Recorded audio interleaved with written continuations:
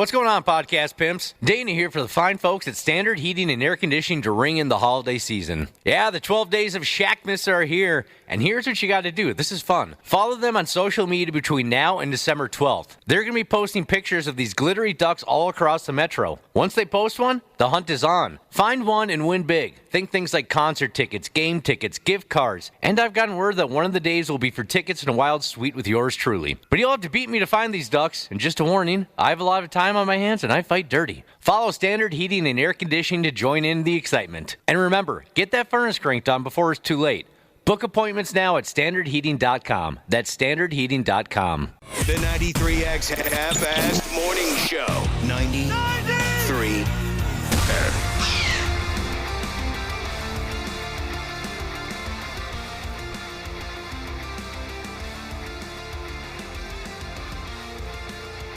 Yeah, we're getting there now. Awful close. Cubby, we are awful. Hope everyone's doing well.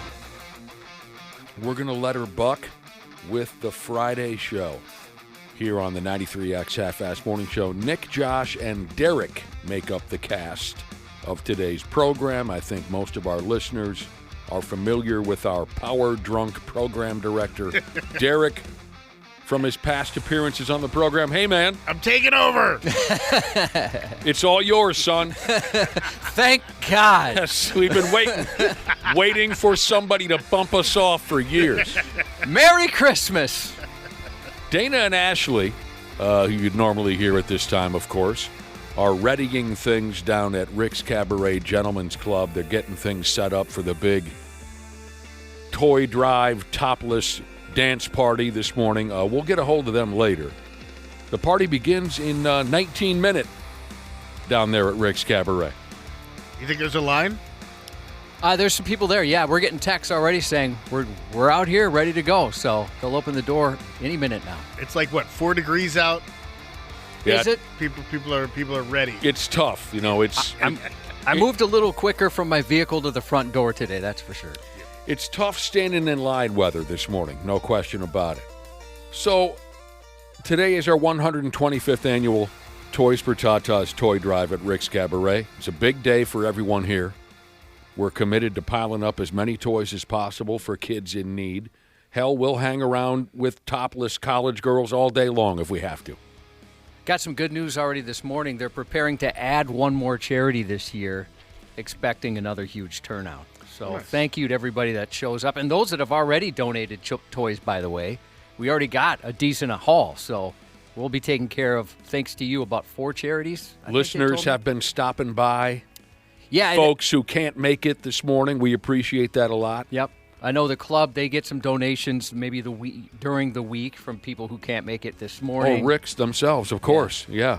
And we should mention, if you can, we've had this happen many times. If you've purchased something and you'd like to contribute, you can just stop by and drop them off. We understand if you don't have time to hang out. We'd love it if you could. Right. Come in and get some breakfast and a view.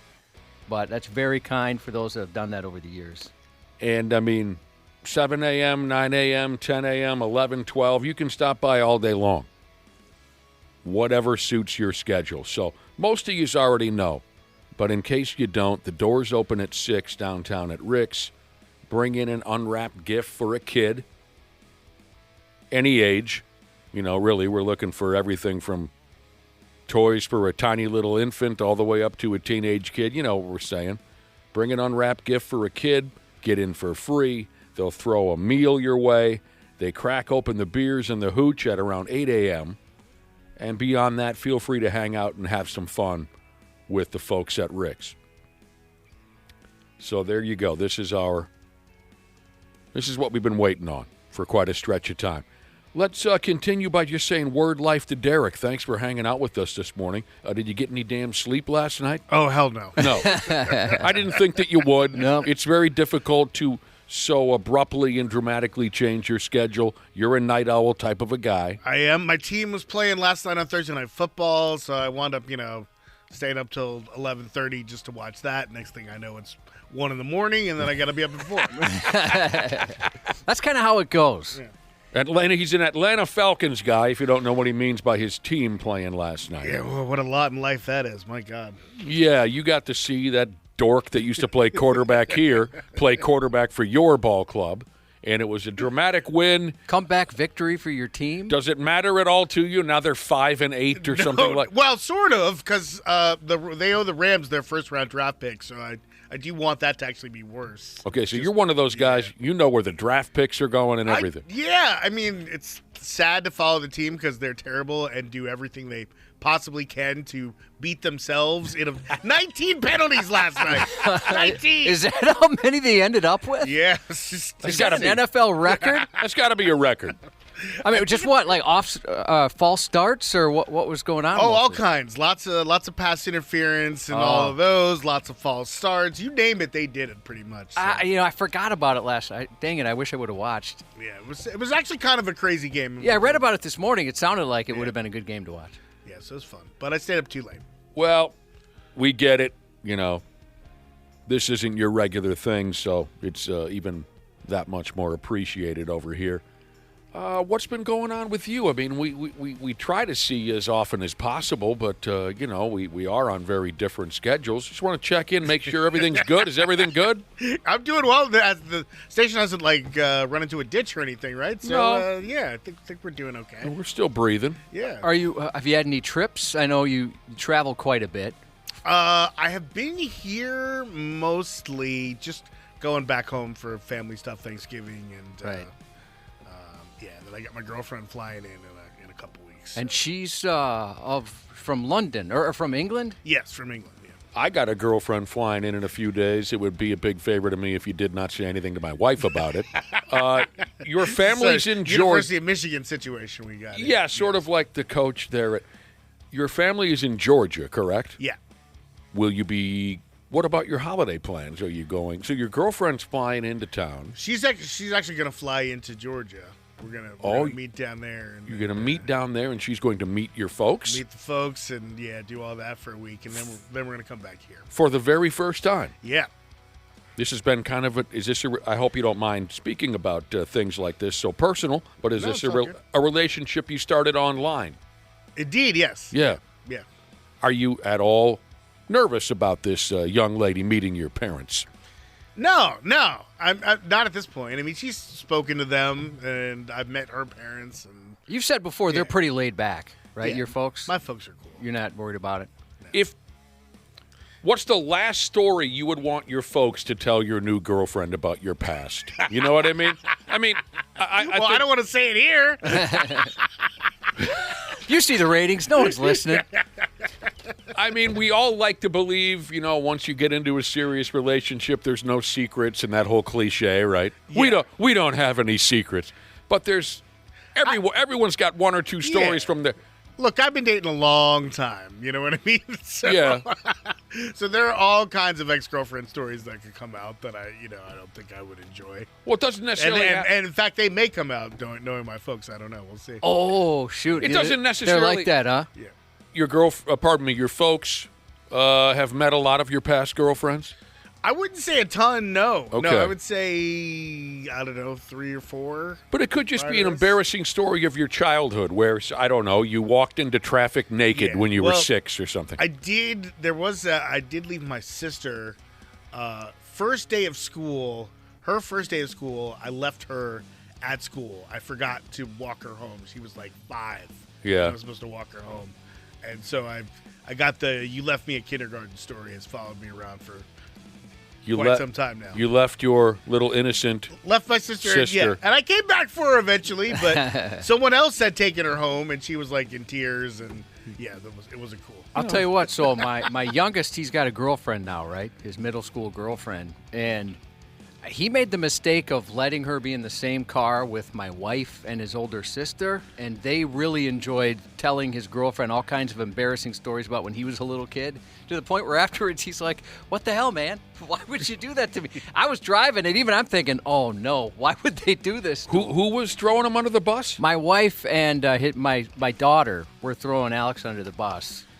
Just kind of saying all these goofy things he would do as a little kid. And, when you're 13 years old, you're doing your best to look cool. Right? Oh, yeah. And it's impossible when you're 13, right? You just do whatever it takes, though. He was trying, and I thought, he played along with it real well, but afterwards he did bring it up, like, Why would you guys do that to me? I don't understand what happened there. Yeah, and that's the thing is I've got my brother and sister will be there too, and they're just as likely to. Oh, yeah. Yeah. So. Sabotage the situation. Yeah. Well, that's nothing but fun right there. Going home for Christmas. We're happy to hear that. Oh, man. Oh, when's our company Christmas party? Next month. It's in January. I love that. I love everything they're doing about this. I don't know who planned it, but it's mid-January, so everyone's free, right? Yep. And it starts at 2 p.m. That's excellent. I have no idea whose idea the 2 p.m. start time was, but That was the talk of the town. Everyone's like, 2 p.m.? That's the guy that doesn't want anyone getting drunk and fired at the holiday Christmas party. I know I won't be able to make it out there until then. Our company Christmas party is in January, and 2 o'clock in the afternoon is the start time? Yeah.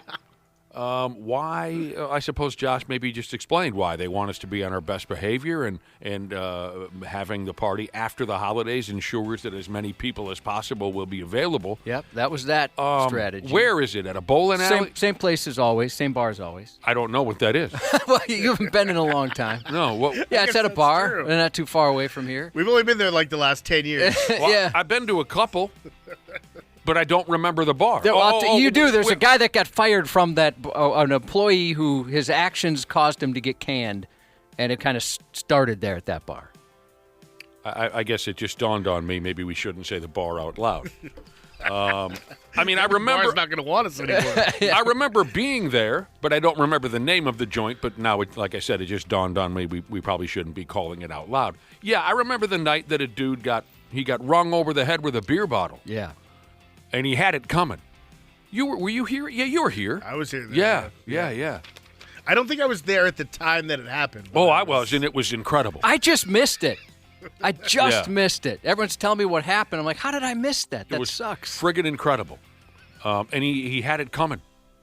But that wasn't actually at our Christmas party bar. We had left the Christmas party bar and gone to a neighboring bar. Oh, Yes. okay. And dude was just absolutely out of control, acting like a child. Everybody in the room was burned out and just... Can we put this idiot in a cab? What can we do, right? But he lingered and he lingered and he lingered. As they do. Right. We tried going to a neighboring bar. Maybe I think our hope was that he wouldn't have it in him. He would say, "Oh, I can't even walk down the sidewalk." We were hoping he would punk out. He did not. And then within a half hour, he started talking trash to the wrong people. And a full-on beer bottle over the side of his head put him to sleep on the floor of the bar. And did he just go down? Oh, yeah. I didn't know him very well. I mean, he worked different part of the building, completely different hours and stuff like that. So I don't know if he was like that or what. I was pretty surprised. Yeah, he was like that. Oh, was he? He Yeah. seemed so mild-mannered. Well, some people, when they get a few beers in them. Yeah. Oh, yeah, Nick's told me a Every couple. way. There was Yeah. another guy a sales guy that used to work here, and we called him V for Vendetta because of how he looked. He just looked like that. Is it Guy Fawkes? Guy or whatever that the mask he would I was wear. going to say, did he wear a mask, yeah, right? yeah. So he looked like that mask. Yes, he did. Yeah. So I started calling him V for Vendetta. That's brilliant. And yeah, he was great. I really liked the guy. And then people would say, "Oh man, when he drinks, he's a lot different." And I couldn't believe it. I'm like, "Well, how's that possible? He's such a sweet, funny person." And people were telling me stories. Yeah. My goodness. Nick had most of them because they were drinking together. Yeah. Like he tried to steal your beer, right? Wasn't that one thing he did? We were hanging out at a bowling alley, some kind of company event, and I got myself a tap beer, and I'm bowling, actually. And every time I look over, the sumbitch is taking a drink out of my beer because he was too cheap to go buy himself another one, and he's just hammered. And I said, "Hey, man, take it easy." Second time he takes a drink out of my beer, I said, "Hey, bro, go get your own friggin' beer." The third time, I said, "If you don't stop drinking my beer, I'm going to ragdoll your ass all over this bar." And then he looks right in my eyes and does it again. Oh, no. And so that's when we got face to face, butt to butt. Everybody busted.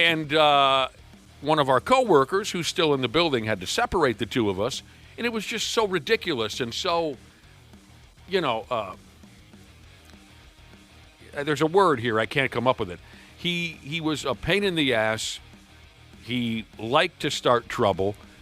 But Josh is right. He didn't show any evidence of that here in the building when we were working together. So with to the all point that, where I thought Nick was messing with me. No, never. So with all that said, that explains why we're having a Christmas party in January at 2 o'clock in the afternoon. Now I kind of think we should have it at a bowling alley. Dude, I love to bowl. That's where they used to be. There was a bowling alley that we used to go to. It's kind of changed up over the years. Will you be bringing your girlfriend to our Christmas party, Derek? She will be gone by that point. Dang it. It's so weird how she comes to town when we're not around and we just never see this lady. My Canadian girlfriend. Yeah, your beautiful British girlfriend. Do you guys... I have pictures. Well, you can find those easily on the internet. Do they say Getty Images underneath it? Do bosses have... you've been a boss in a lot of places. Do they have conversations pre-Christmas party like, hey, let's watch this or make sure this doesn't happen? Well, I'll tell you, we had a couple of here in the years after said Landman bar-style beer bottle incident. Oh, you have? Yeah. Like, are you able to share? Like, there were some warnings just about like, hey, keep it under control, and because that wasn't the only thing that guy did. I didn't know that. Yeah. So the beer bottle guy. Yeah, he did things. Yeah, man, it's weird how people can change that much. Yeah. I think I'm pretty much the same, just a little more amped. When you're drunk? Yeah. You're a lot different. Well, I think I'm a loving individual normally, but I can free myself up to express exactly how loving I can be. Gotcha. You become... That filter goes away. You become very sentimental, very emotional. This is a true story that when we were together in, I think it was Jamaica, you walked over and sat on my lap. Yeah. To tell me You're my big Papa Bear. To tell me how much you loved me. Yep. Over and over and over again. It was this situation. I wanted to make sure he knew. Wasn't that the same night you had trouble finding the restroom? Yeah. Yeah, that was the same night. Peed all over his clothing. Drunkest I've ever been in my entire life. Derek, and I don't remember the stuff he's talking about. I don't remember it all, but I can picture it because that's how I get. Derek, I'm sure you've been in this situation before with the I love you, man guy, where he tells you he loves you, and you say, hey, man, I appreciate that. And what does he say next? No. Yeah, with that guy, you never understand the depths of his love. Don't quite understand. Even though I told him multiple times I understand his love for me, it's no, dude, you don't even get it, man. You don't even know. That whole thing. But you admit, you got to admit. It was adorable. Bro. I've said that sober to you. Of course. Plenty of times. But not 77 times in a row, and each time denying my understanding of the love. Do you think, so I do have trouble, like, telling people how I feel about them, right? A little bit. I try. I make an effort. Yeah, I think you're pretty good. I do my best. But when that filter goes away, like, I'm not even worried about saying, because I don't feel as awkward.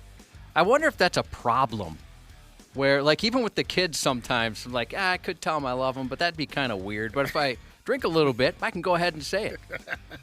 Well, now you have a reason to throw a few back every now and again, right? Just so I can maintain relationships. Yeah. Do you know I also text Nick anytime I'm about to have a drink because I feel like guilty about it or something? Every single time. It's true. That's a heavy burden to wear. It's heavy lies the crown. Yeah. He'll text me on a Friday or Saturday night. It's very rare. That's of like course. once every couple of years. Thinking about a drink. Yeah, I got a Coors Light. I just ordered a Coors Light. I want to make sure he's cool with it. I'm going to have another. Are you all right with that? And usually you don't get through the second one. Then usually you text and say, I only had about a quarter of the second one. Yeah. It's just, when it hits your lips, it burns so much. Beer. And carbs and whatnot. Yeah. You like more like a fine wine? Fine wine. Very distinguished. 2 minutes away from cracking the doors open at Rick's, and as Derek mentioned a minute ago, it's 4 degrees. So maybe they've already let folks in out of pure mercy. Rick's Cabaret, they're cracking it open for our Toys for Tatas toy drive. We're all going over there collectively after the show is over, right? Are we going to go over as a family? Yeah, you gonna be able to go, or do you got? Yeah, we're meetings or going to stop something? by. All right. Oh, yeah. I just the kids down there want to call in. Oh, they do? Yeah, Dana and Ashley. Oh, they want to call in right now? Yeah, so Oh. they asked if they should. I just told them to. So Yeah, why just not? give 'em a message. Give us a call, Dana and or Ashley. Great. Yeah, Dana and Ashley will be down there all morning. As soon as we get done with this nightmare at 9, we got to button down this and that. Oh, we should be there by about, 20 to 10 or something like that. Yeah, we'll get out of here as soon as we can. We'll get the hell out of here as quick as we can and begin the fun. Oh, Looking forward to the breakfast. You know, that's how you know you get old. Where that's like the first. I'm really looking forward to the breakfast. I like to have something or another to eat, and it's free. So, That part's even better. Real quick, before we get Dana and Ashley on the telephone, I want to give you another heads up on an event tomorrow night. And this is another way you can be charitable this holiday season. They call it celebrity bartending. I mentioned a couple days ago on the air, I'm not terribly comfortable with that slogan. I call it amateur bartending. This will be happening at the Stanchion Bar in Corcoran. This is, just a little north of my neighborhood, Cubby, so I like that general area. I like the Stanchion a lot. I'm proud that they've asked the Half-Assed Morning Show to get involved in this event now for 3 years. This is all raising money for Toys for Tots. Tomorrow night, you will see a few of the members of the 93X Half-Assed Morning Show and a friend or two of the program behind the bar at the Stanchion. We'll be behind the bar from 9 to 10:30, and every drink you buy from us, that money goes to Toys for Tots. I'll be behind the bar with Smashley, with C. Willie Miles, and with our old friend Terry Train. That's great. And we're going to just be slinging Hooch and Steve Weisers as quick as we can. Stop by, have a few drinks. The money goes to Toys for Tots. The event starts, I believe, at 6 p.m., where there'll be other teams of amateur bartenders back there, some television people, some local farmers who get involved. So if you go to the Stanchion Saturday night and buy yourself a drink, the money goes directly to Toys for Tots. We will specifically be behind the bar from 9 to 10:30. Thank you again to the folks at the Stanchion. Hell, man. between Toys for Tatas and the Stanchion, we could be responsible for some good times this Christmas for a lot of kids, and that makes me feel good. Do you know when the farmers are going to be there? I think they might be the leadoff hitters. Okay. Well, I'll be at a basketball tournament for my son, so I wouldn't be able to go anyways. But if I could go, if I wanted a martini, I wouldn't order it during the farmer time. I'd have to wait until you guys get there because I'm just picturing the look I'd get. I don't even know what a martini is. They might whoop your ass. Yeah, What, like a blended drink? You don't want a martini. Yeah. Yeah. Fine. They take, you know what they do, like in the movies, Cowboy, your name is Cubby. Like in the movies, Cubby, they take off that cowboy hat and smack you over the head with it. Or just there's a record scratch, the jukebox just powers down, everyone's staring at you. Did you just order a martini from a farmer? I'd be very I'm like, I don't know, I guess I'll have... They'll whoop your ass for that. Is there a mixed drink that you'd feel comfortable ordering from like a gin and tonic maybe? Or Jack and Coke. Jack and Coke. That's a man's drink, right? Yeah, from a tough guy, Yeah. farmer, blue-collar type person? Jack and Coke is a good answer. Yeah. Yeah, they won't beat your ass for that. So, yeah. I will have one apple-tini, please. It's just half an apple-tini. So there you go. Couple of big events. Who do we got? Smashley on line one. There she is. Good morning, Smashley. Hey, what's up, guys? Hey, sounds like there's already folks there. We can hear people in the background. Oh gosh, you guys could hear me. Yeah, we got you. Oh, good thing that I didn't say anything naughty then, because I cannot hear you guys during that time. Oh, you can. Well, yeah, good thing. I'm sure that's something I screwed up. No, I don't think so. It's the phone's goofy. We saw Smashley a little earlier this morning. She stopped by the radio studio before she headed downtown Minneapolis to Rick's Cabaret, and she's someone did your hair for you. Yeah, you looks got great. a fancy outfit on. You're ready for today's party. Oh, yeah, I am locked and loaded, ready to go. What's going on down there? What can you tell us so far? All the I got to see all the dancers come in this morning. That's the best part. Watching them come in all geared up to work all day long and all night, I'm guessing. We've mentioned And before. then they set up the breakfast. So It's already out? Amazing in here. I'm sure it smells great. People are filing in already. Toys are piling up. Now, am I out of my mind? Because Dana walked in, too, just for a few minutes before he headed down with Ashley. Is Dana wearing sweatpants at a strip joint? Oh, I didn't know. No, he's not. That's funny because I don't know if you noticed, but on my bottom half, I was also wearing sweatpants. See, me and Dana are veterans to this whole thing, so we know that it gets insanely hot. So both of us wore, I wore a skirt, he wore shorts, and then we had sweatpants over it and took them off when we came in. Ah, okay. All right, because, when Dana walked in, I thought, here's a guy who forgot to get out of his pajamas when he came to work. You're like, security pays attention to you if you wear sweatpants at a strip club. You can't do that. Right. So now he's wearing shorts. Yes, he is. Okay. I did get one of the best compliments, or at least I take it as a compliment. When I walked in, because I'm wearing a skirt, I imagine, and some high-heeled booties, one of the managers goes, "Oh, are you looking for the locker room?"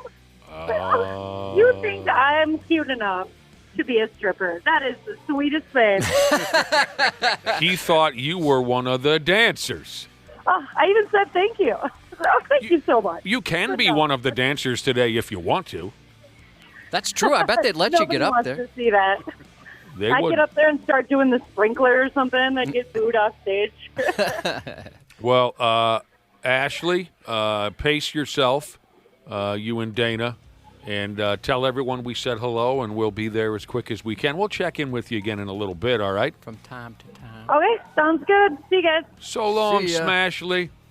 Over there at Rick's Cabaret, the doors are open for our Toys for Tatas event. Stop by anytime this morning with that unwrapped toy. Get in for free, get the free food, hang out, have a few cold ones. We've said before how much Ashley loves this event. It's great. She got all dolled up for it. And it has nothing to do with anything other than she just loves watching the girls out there. She wanted Yeah. Did she have a backpack with her breast pump in it? Yep. Okay. I kind of wanted to ask her, but I didn't know if that was appropriate.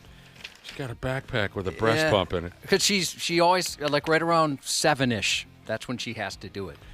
There you go. We're off to a decent start here. I'm feeling good about things. It's Friday. It's our Toys for Tatas toy drive. So here's the deal. We ought to take a break. A little bit later on, of course, Randy Shaver, Brad Ryder will swing on in.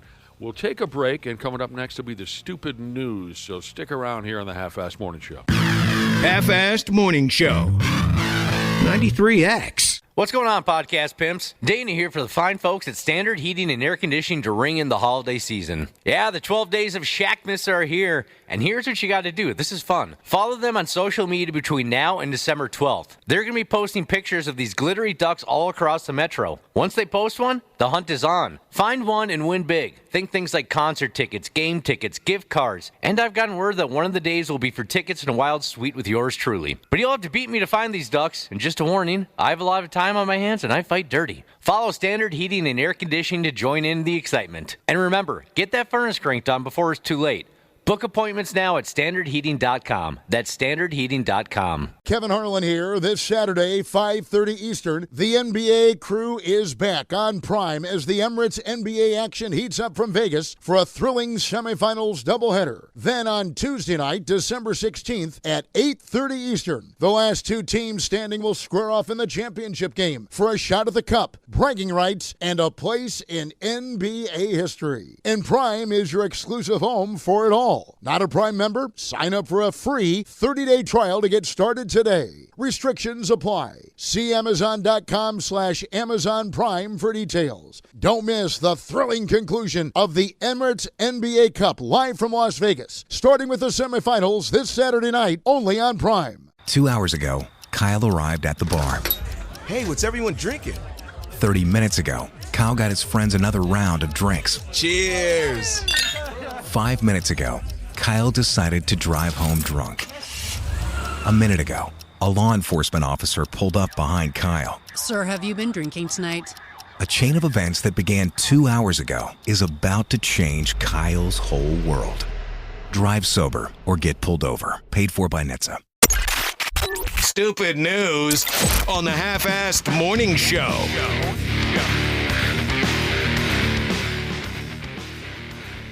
Nick, Josh, and Derek. Nick, Josh, and Derek, the modified version of the Half-Assed Morning Show. Dana and Ashley are currently at Rick's Cabaret. It's our Toys per Tatas toy drive today. We'll be checking in with Dana and Ashley a little bit later. We'll be heading to the party after the program is closed. So happy Toys for Tatas Day, everyone. Thanks for what you've already done. We've already had a lot of toys dropped off here, dropped off at Rick's Cabaret. Thanks to all you folks who have made it to the joint.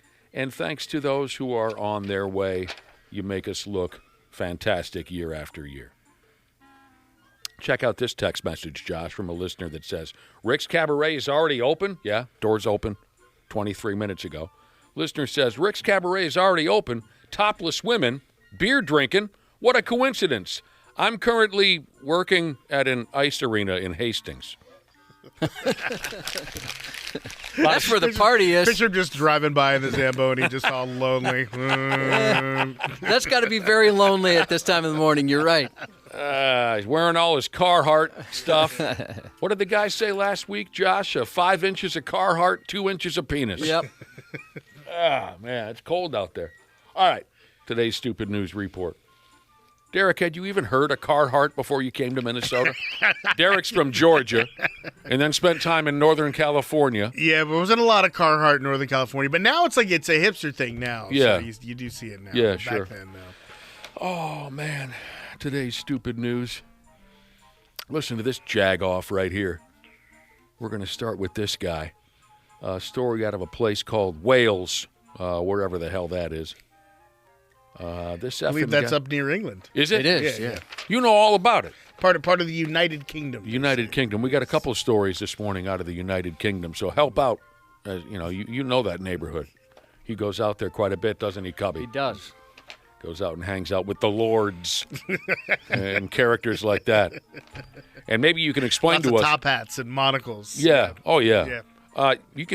You're going to be valuable here in a few minutes. You can explain to us what it means to be a lord, because that comes up later in the story. This guy, he's a teacher or a teacher's assistant out there in Wales. I assume he was trying to impress his students or intimidate them, but he's been banned from all classrooms for 2 years. This is what the guy does for a living. He's a teacher. He can't come near a classroom for 2 years, not in Wales at least, because he lied to the kids. And here's what he told the students. He told them that he was a Marine sniper who has killed more than 250 people. You know, I've never understood that trying to look cool in front of teenagers thing that some adults do. That's a sign of something. I don't even know what it would be, but it's a sign of something. It is. And the kids know it too, right? I mean, I remember in high school when there'd be a substitute or a teacher that was trying to be the cool teacher. Well, the first thing they do is say, no. I'm not Mr. Bitney, Josh. Mr. Bitney's my dad's You don't name. have to call me by a formal name. And maybe it was, at other schools it was different, but at ours it was so conservative. If a teacher said that, it's like, oh man, we're not even supposed to call any adult by their first name, much less a teacher. And it was cringy. Every kid knew they're trying too hard to be cool. Did you guys have those teachers at all? I don't remember any of them being all douchey. Hey, I'm just one of you. Call me T-Dog. We didn't have that thing happening. No, most of them, preferred to be called Mr. Jones or Mrs. Johnson or whatever it might be. So, no, I didn't experience much of that. Never did, huh? No. No, me neither. I went to some nerd schools, though, so I think I had some haughty, nerdy teachers who wanted to flaunt their, please call me by, Mr. So-and-so. You know what I mean? What do you mean you went to a nerd school? I went to one of those nerd schools. I don't know. When you're, were you specialized? Like something yeah, like a you're on the math special track. school or You know what I something? mean? Yeah. Oh, you were kind of in the upper echelon as a young person. Yeah, a little bit. Were you a lord, like in this story? I was not. I bet you were a butt lord. It's not. Dude. Maybe a butt lord. So you were in advanced classes at a young age? Yeah, doing all that Really? stuff. Yeah. Jesus, I was the exact opposite. What was your specialty? I like to think I was good at English, but I wound up going to I like could a see that. specialized science and math school. Yeah. I was in all the the simplest versions of every subject, like English Part 1, Math Part 1. That's where I ended up. And the hilarious part was that it was the same 12 to 14 kids. we were all to know everybody. We did. We were in every class together, the dum-dum classes. It was the same dozen or maybe 15. It was usually a pretty small crowd. We were the only ones who were willing to admit, look, we can't keep up. You could if you wanted. The only reason you were in those classes is because you didn't care. You're sure. You're very bright. You easily could have done well in school if you tried. I appreciate that, Cubby, and I have admitted that more than once. At least my assumption is that I probably could have. Oh, I think you would have excelled. But I never cared. That's the difference. I never wanted to make an effort. I just wanted to socialize. I just wanted to F off. I just wanted to skip class. Yeah, you're probably right. At any rate, here's this guy, teacher in Wales. He tells the kids in his class he's a sniper that's killed more than 250 people. What a story. I mean, I'm not trying to make a cute... That's impressive. I don't think you got a lot of those running around Wales, right? Snipers and stuff, right? Because they don't really do guns over there even. Well, that's a very good point. I believe this guy is an American. Okay, gotcha. Yes. Oh, he's all right. Okay. He ended up He's doing guns, yeah. Right, yeah. Whether you can have them or not. Right. We love our guns. Yeah. I believe this guy is American. But what a story. He could have dummied that down a little bit. You know what I mean? Yeah. I like that he went big, though. He went all in. Yeah.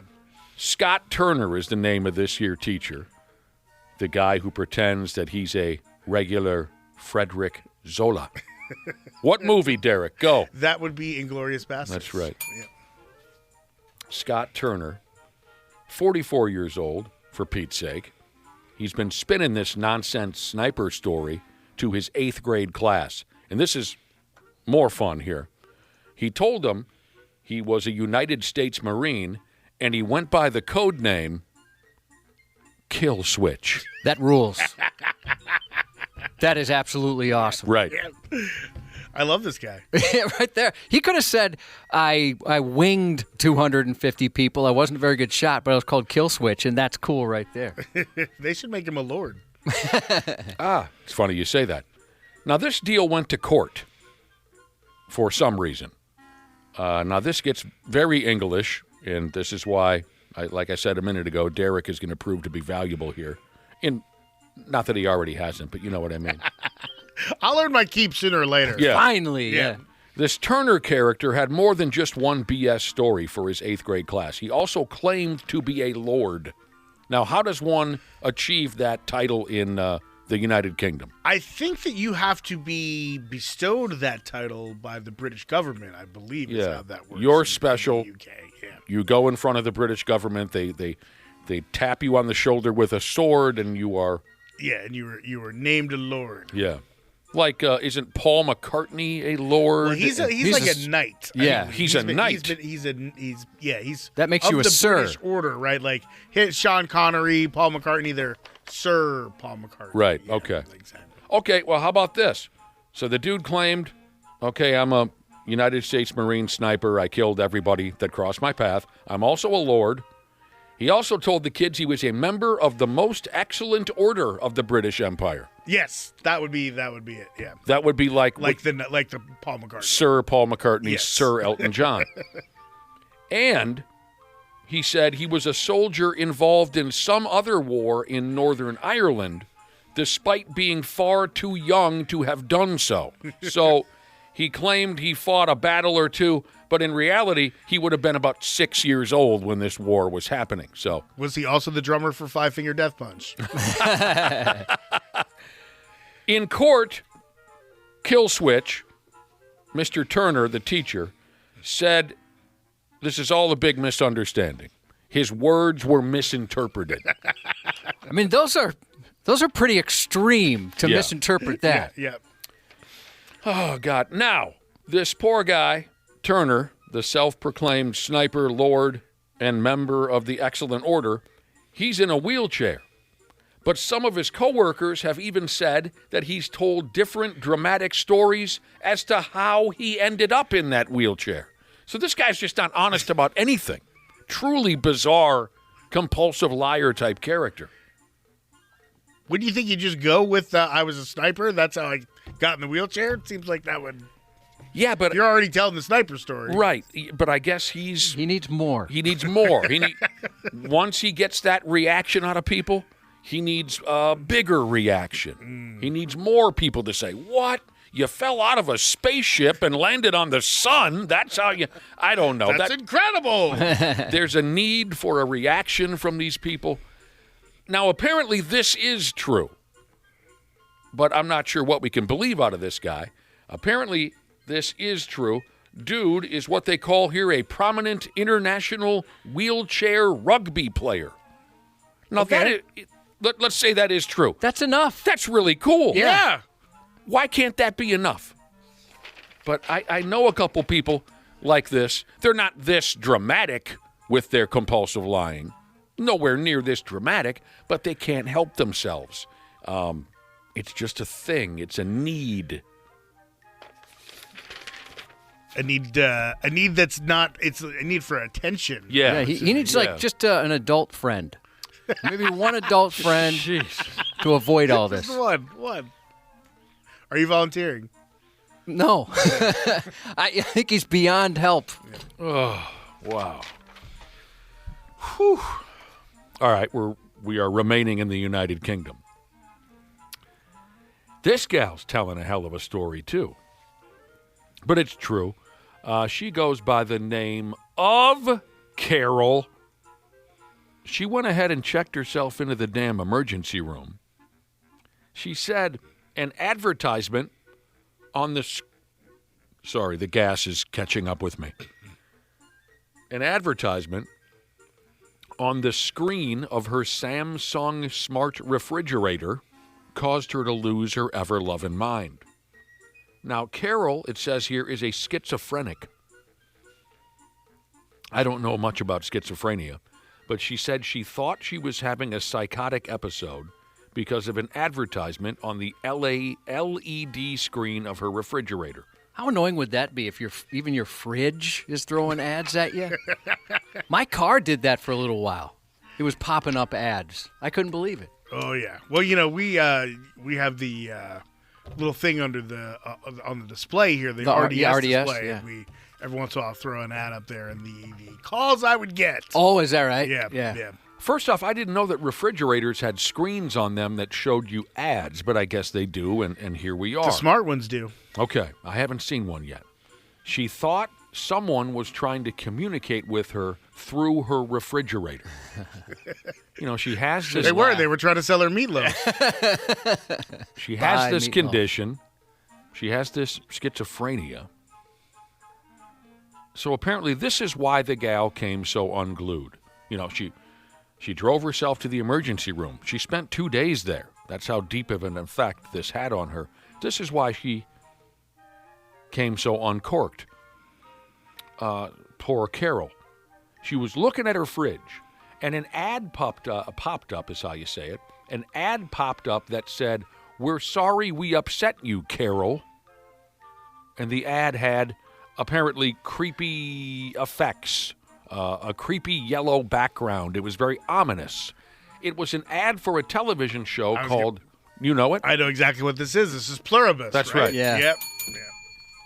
Are you watching it? It's I'm not totally caught up, so don't spoil it for me, but I haven't watched it. fantastic. And I totally get, as soon as you said we're just trying to help Carol or whatever it was, I knew exactly what you meant. Yeah. I enjoy it, but are you tired of her always being in a terrible mood? There's some bad stuff going on, and that would irk anybody, but man, she is in a terrible mood. It's getting a little much. I think it's part of the point. Yeah, right? yeah. She's supposed to be the most cranky person in the world. Yeah. Here's a listener who's texted in to say, if you're not watching Pluribus, you're wrong. I've never heard of it.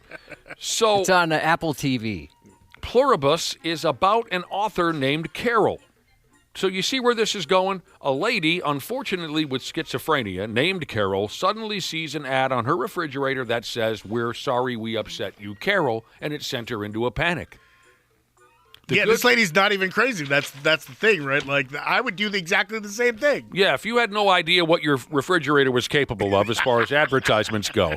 And you'd never heard of the show. Never heard. Or even if you heard of the show, you wouldn't know that part. Right. The refrigerator starts talking to you personally. I would think there's a man in my refrigerator in the nude who's going to spring out and hurt me. And say, I love you, man. Yeah. The good news for Carol is there is an option on her fancy schmancy fridge to turn off the ads, so hopefully she can move on and everything can go back to normal. Why would anyone not push that option? She probably didn't know it was there. You know, maybe she didn't know it was there. If you put a smart refrigerator in front of me with a screen that has advertisements, I wouldn't know what to do. I wouldn't know how to run it. I mean, if they're going to put ads on that, you should get a discount on the fridge, don't you think? Yeah, really. Like, why? Yeah, like I said, why would anyone agree to that if you know you can turn it off? I'm just trying to think about the poor guy who's out there selling fridge ads to people. That's hilarious. That would suck, wouldn't it? Oh, dude. We've got an audience of one. That is all right. This thing, he's going to show up places where he knows they're hungry. Yeah. Only hungry people. They'll be at the fridge a lot. That is interesting to think of the cold calls he might make. And I'm not trying to even be cute. You know, that could be a joke there, a pun, I suppose. Cold calls, refrigerator. I know a guy that used to sell the ads above the urinals. Oh, yeah? Well, that's probably not a terrible gig because you get a lot of eyes right there. You're staring straight ahead. At least that's what you're supposed to do. Yeah. On those ads. I always read them, and it kind of helps if you're pee shy. You get distracted. That sounds kind of fun. You just go bar to bar, restaurant to restaurant, and say, "Hey, can I put this Chris Lindahl ad above your pisser?" And they're going to say, "Yeah, whatever." You know. I feel like we had a couple ads for this show above those urinals of places from time to time. Yeah, back in the day at Target Field. Or maybe it was the Dome at the time. I don't remember. Target Field, I think, yeah. Well, I think we've covered almost all the ballparks at this point. The old Metrodome, Target Field, Target Center. Yeah, I think you're right, Josh. We've hit them all. By the way, today, 15 years ago today, is when the roof collapsed at the Dome. Yeah, that was a lot of laughs. Did you hear that story? I don't know where. That was national news when it happened. Where were you 15 years ago? I would have been in... Were you in San Francisco? San Francisco then, yeah. Yeah. That was something else. What a metaphor that was. A lot of friggin' snow, and that roof just gave way. All right, moving on in the stupid news report. For Christ's sake, nothing is sacred. Nobody's safe. In New Hampshire, someone shot the inflatable Christmas characters that a family had propped up in their yard. The cops believe this was a holiday drive-by shooting at 1 o'clock in the morning. There were injuries to the inflatable Christmas characters and casualties.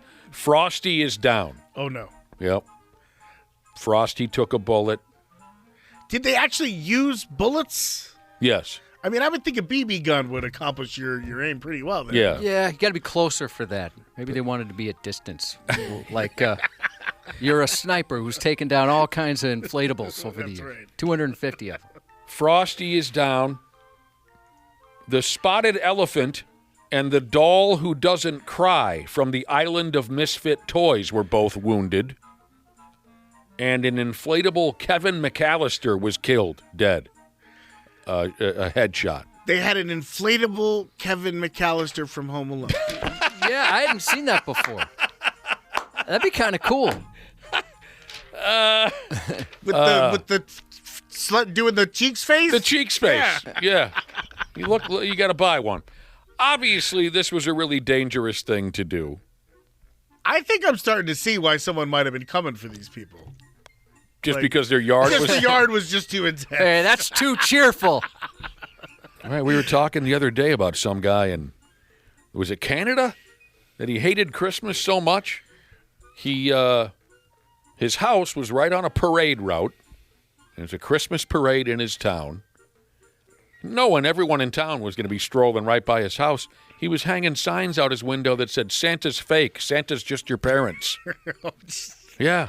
See, I feel like this could, and maybe because I've seen too many movies, maybe this is just a rival house, like a rival cheery Christmas house that wants to have the best setup. Yeah. And they're coming to sabotage the other guys. Oh, I wonder.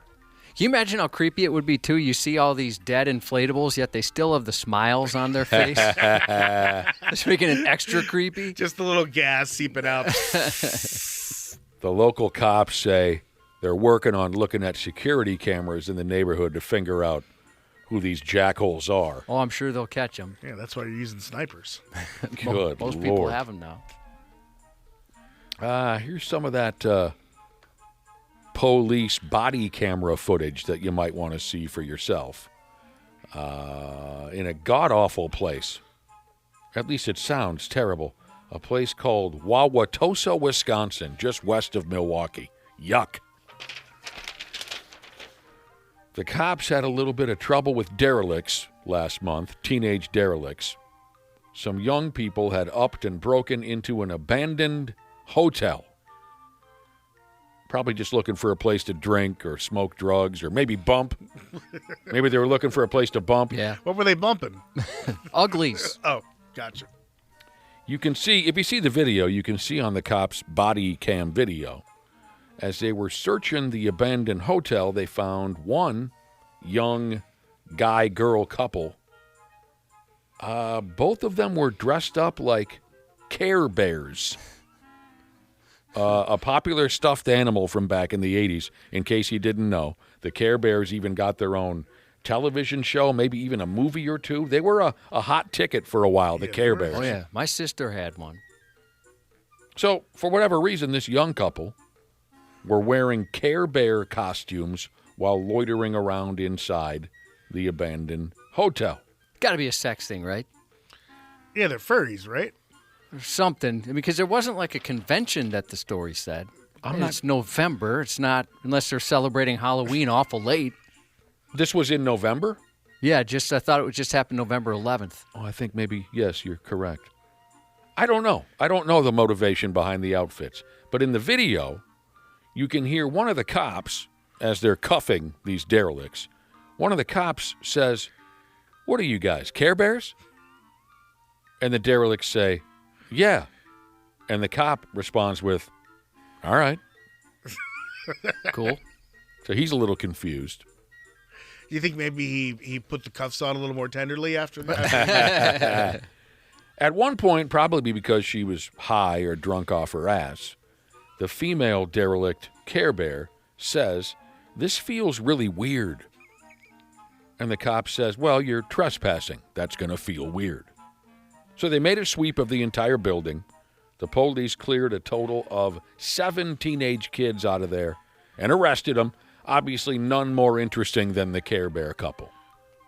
So wait, so it was 7 kids, but only the 2 Yes. were bears. Right. So your guess is as good as mine why they were wearing matching, well, not because they were different Care Bear characters, but they were both dressed as a Care F Me Running Bear. Never been to a Care Bear party. I couldn't name a Care Bear at gunpoint. No, I don't know. I never followed their act. Maybe your sister was a little too old when they were Oh, partying.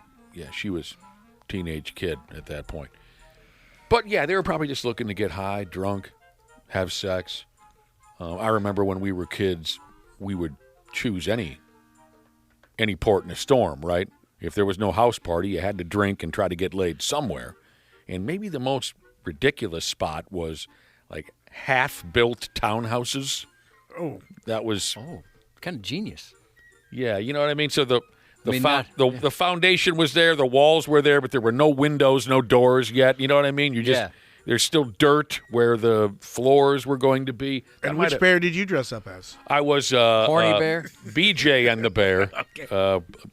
That was one that I remember where, you know, even when you're a teenage kid, you kind of look around and say, "Jesus, you know, what are we doing here?" You know.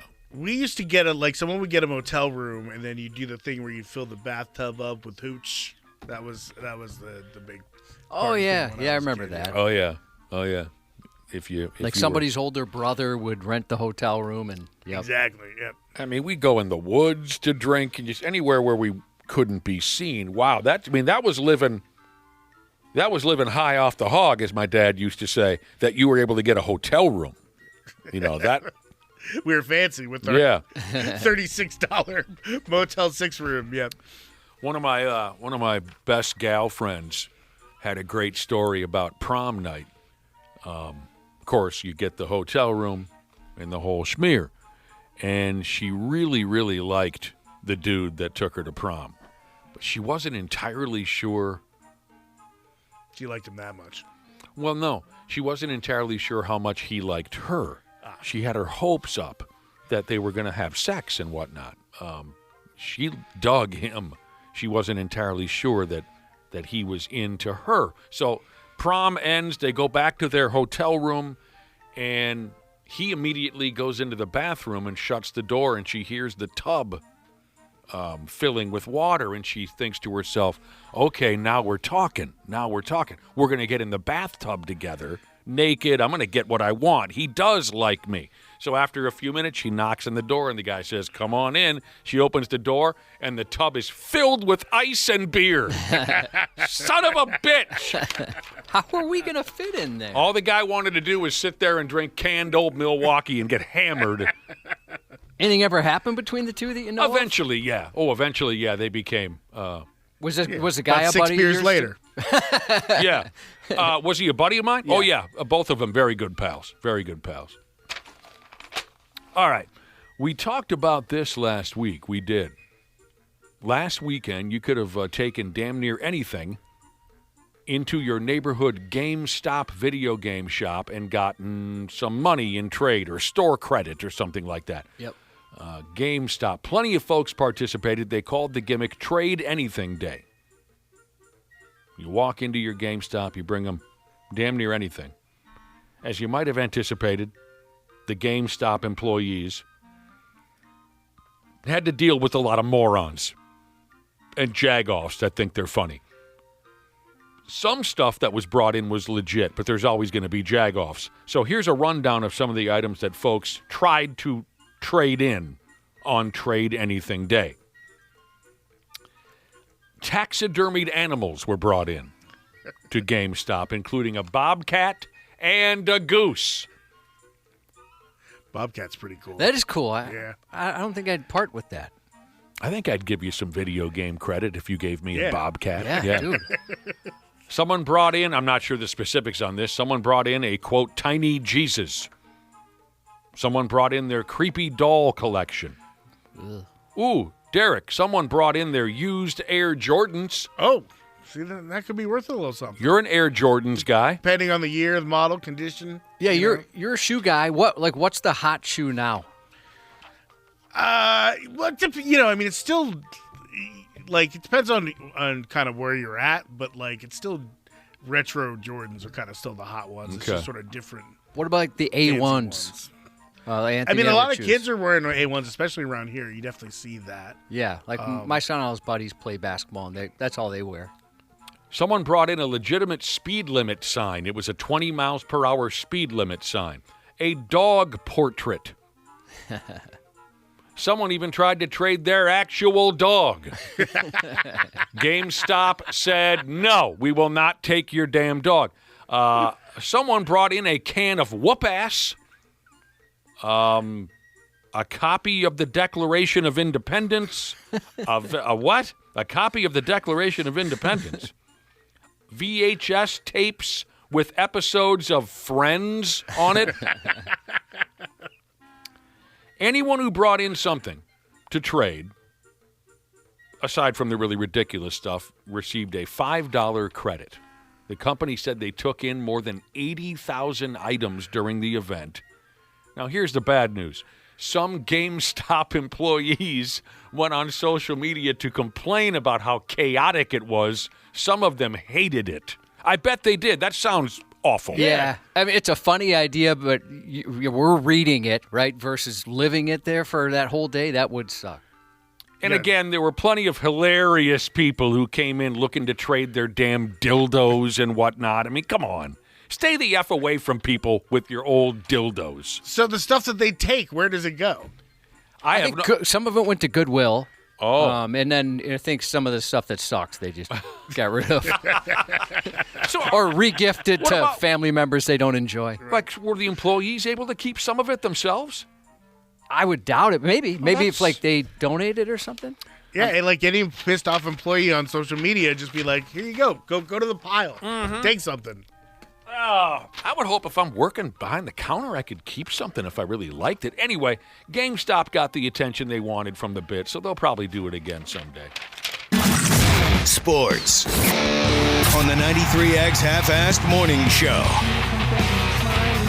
In red stockings and a G-string, sits next to me, hand on my knee, smells so lovely like cotton candy. 34 Ds do convince me to give her 20, shakes her booty, grinds on my knee to AC/DC. It's 2:45, we go privately, start to believe she's into me, that just maybe we could live happily. She stops abruptly, announces to me, it'll cost me 2G, my wallet's empty. I make a mad dash to the ATM for cash, but the machine says my credit card's maxed, but the machine says my credit card's maxed. I quietly return to Bambi. She says to me, what's wrong, baby girl? Well, you see, I'm out of money. She says, honey, this ain't charity. My dancing queen abandons me, aligns her G-string, adjusts her stockings. Bambi, don't leave.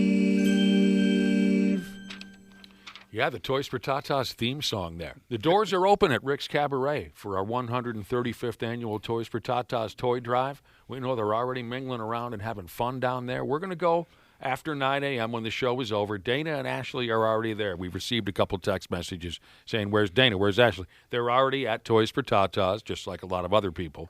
So we're rolling, Cubby. We're rolling on Toys for Tatas 20 and 25. Got a text message from a listener that goes by the name of Freckles Shouldn't Smudge Jesus.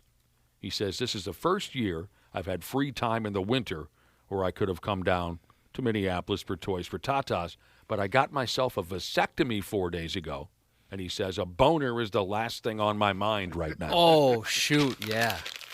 Nobody's going to blame me for that. You could tear out the stitches. Yeah, I wonder how much that would hurt. With if you got a... So we're rolling for Toys for Tatas already. Let me dump this brief sports report on you, then we'll move on. The Dallas Stars came to town last night. The Pigs beat them. The Wolves are on the road tonight playing in San Francisco. Derek is sitting in studio with us, our program director, Derek. He's an Atlanta Falcons fan, so he must have been excited to see them defeat the Tampa Bay Buccaneers last night on a walk-off field goal. You weren't that excited after all? It was kind of an exciting game, but the whole time, you're like, this team's so dumb. Pretty frustrating game to watch. Yeah. How did Kirk play? Kirk O'Chains. He had his moments. Oh, sorry. That's bad. I hate that friggin' nickname so much. It makes me sick to my stomach. But it's like, if you don't, you've got to call him something, because otherwise he's just Kirk. Captain Death Rocks. He takes a rock out of a bucket every day of his life to signify that he's coming closer and closer to death. The guy is effing nuts. I'll go with Captain Death Rocks. That's Captain fine. Death Rocks. I thought he, at the story, originally said he had it in his driveway or something like that. If you were a neighbor, wouldn't you take 2 extra out every single day just to freak him out? Oh, yeah. Jesus, I'm down to a dozen rocks. What happened? This is going so fast. I'm only 41, and I'm down to a... All right, How am I going to spend all this money? Right. We got to take a break. Josh's news is coming up next. Half-Assed Morning Show.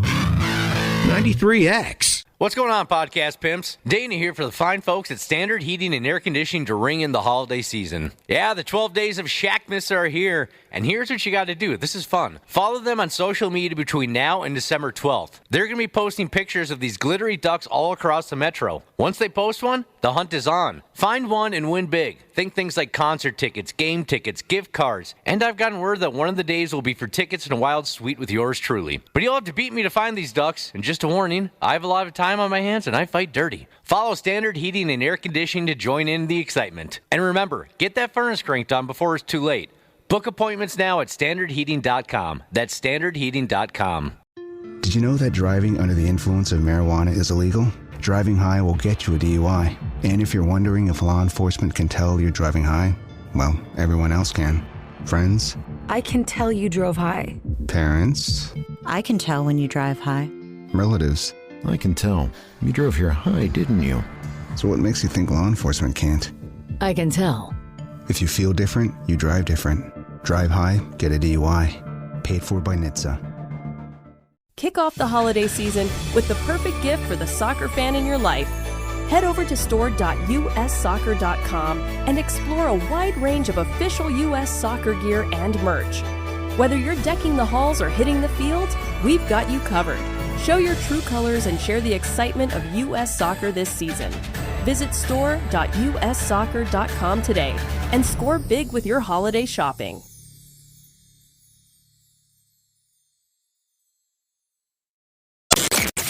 Idly ho, neighborinos. 93X. Half-assed morning show. Everybody knows who he is, and, no one has ever had a bad word to say about him. We all just thought he was a hero. It's sad and shocking. I hope it's not true. A New Jersey man, praised as a hero for trying to save his neighbor from a deadly fire, is now accused of being the one who started it. Oh, sure. In the early hours of July 25th, flames tore through a home in a small town in north-central New Jersey. Fire crews rushed to the scene, but despite their efforts, they were unable to save the 82-year-old woman who lived there. Oh, no. At first, attention focused on her next-door neighbor, a 70-year-old man well known in the community as the street mayor. He was celebrated for what appeared to be a desperate attempt to rescue her. The street mayor? The street mayor. Like a dude who just kind of wanders around town? I guess and just knows everybody. Or maybe it's just he's the mayor of that street. Okay. It's an elected position. Yeah. The narrative has since shifted dramatically, with authorities now saying they believe the man himself set the blaze that killed her. In the immediate aftermath of the fire, the man's son spoke publicly about his father's actions, insisting he tried to help. He just looked, saw the flames, went in. I'm happy he tried. He tried his best. I can't imagine anyone else who would do that, he said. That, as they say on the internet, did not age well. As the investigation continued, the medical examiner ruled the woman's death a homicide. Authorities said that investigators came to believe the fire was intentionally set and that the neighbor was a suspect. The man's attorney has pushed back strongly, saying his client maintains his innocence and described him as a family man who had a terrific, friendly relationship with his neighbor, noting there was no motive whatsoever for killing a woman he and his wife had known for more than 30 years. While a motive and further details behind the suspicions remain unclear, the man was arrested Wednesday, bringing an end to a case that began with praise and ended in murder. That's pretty dark. And the way you said murder right there was perfect for like a television documentary. Well, I did used to watch like Dateline. Did you even hear the way you said that? Oh, yeah. Murder. That was perfect. So is the idea going around that the street mayor wanted to be the hero and the lady's death was not in his plans? Or do people think he really wanted to kill this woman? Well, so far, they're saying that he's responsible and it killed her, and they haven't released a motive. So I wonder the same thing as you. He's already got attention like, hey, I'm the guy, right? I'm the guy on the street. I'm the street mayor. Everybody knows me. He needed more. And so this is pure speculation, but I feel the same as you. Like, right, he wanted to be a hero. Right. He started this and maybe it got away from him. Poor lady paid the price. Come on. Because he did suffer some burns, so he did go into the house.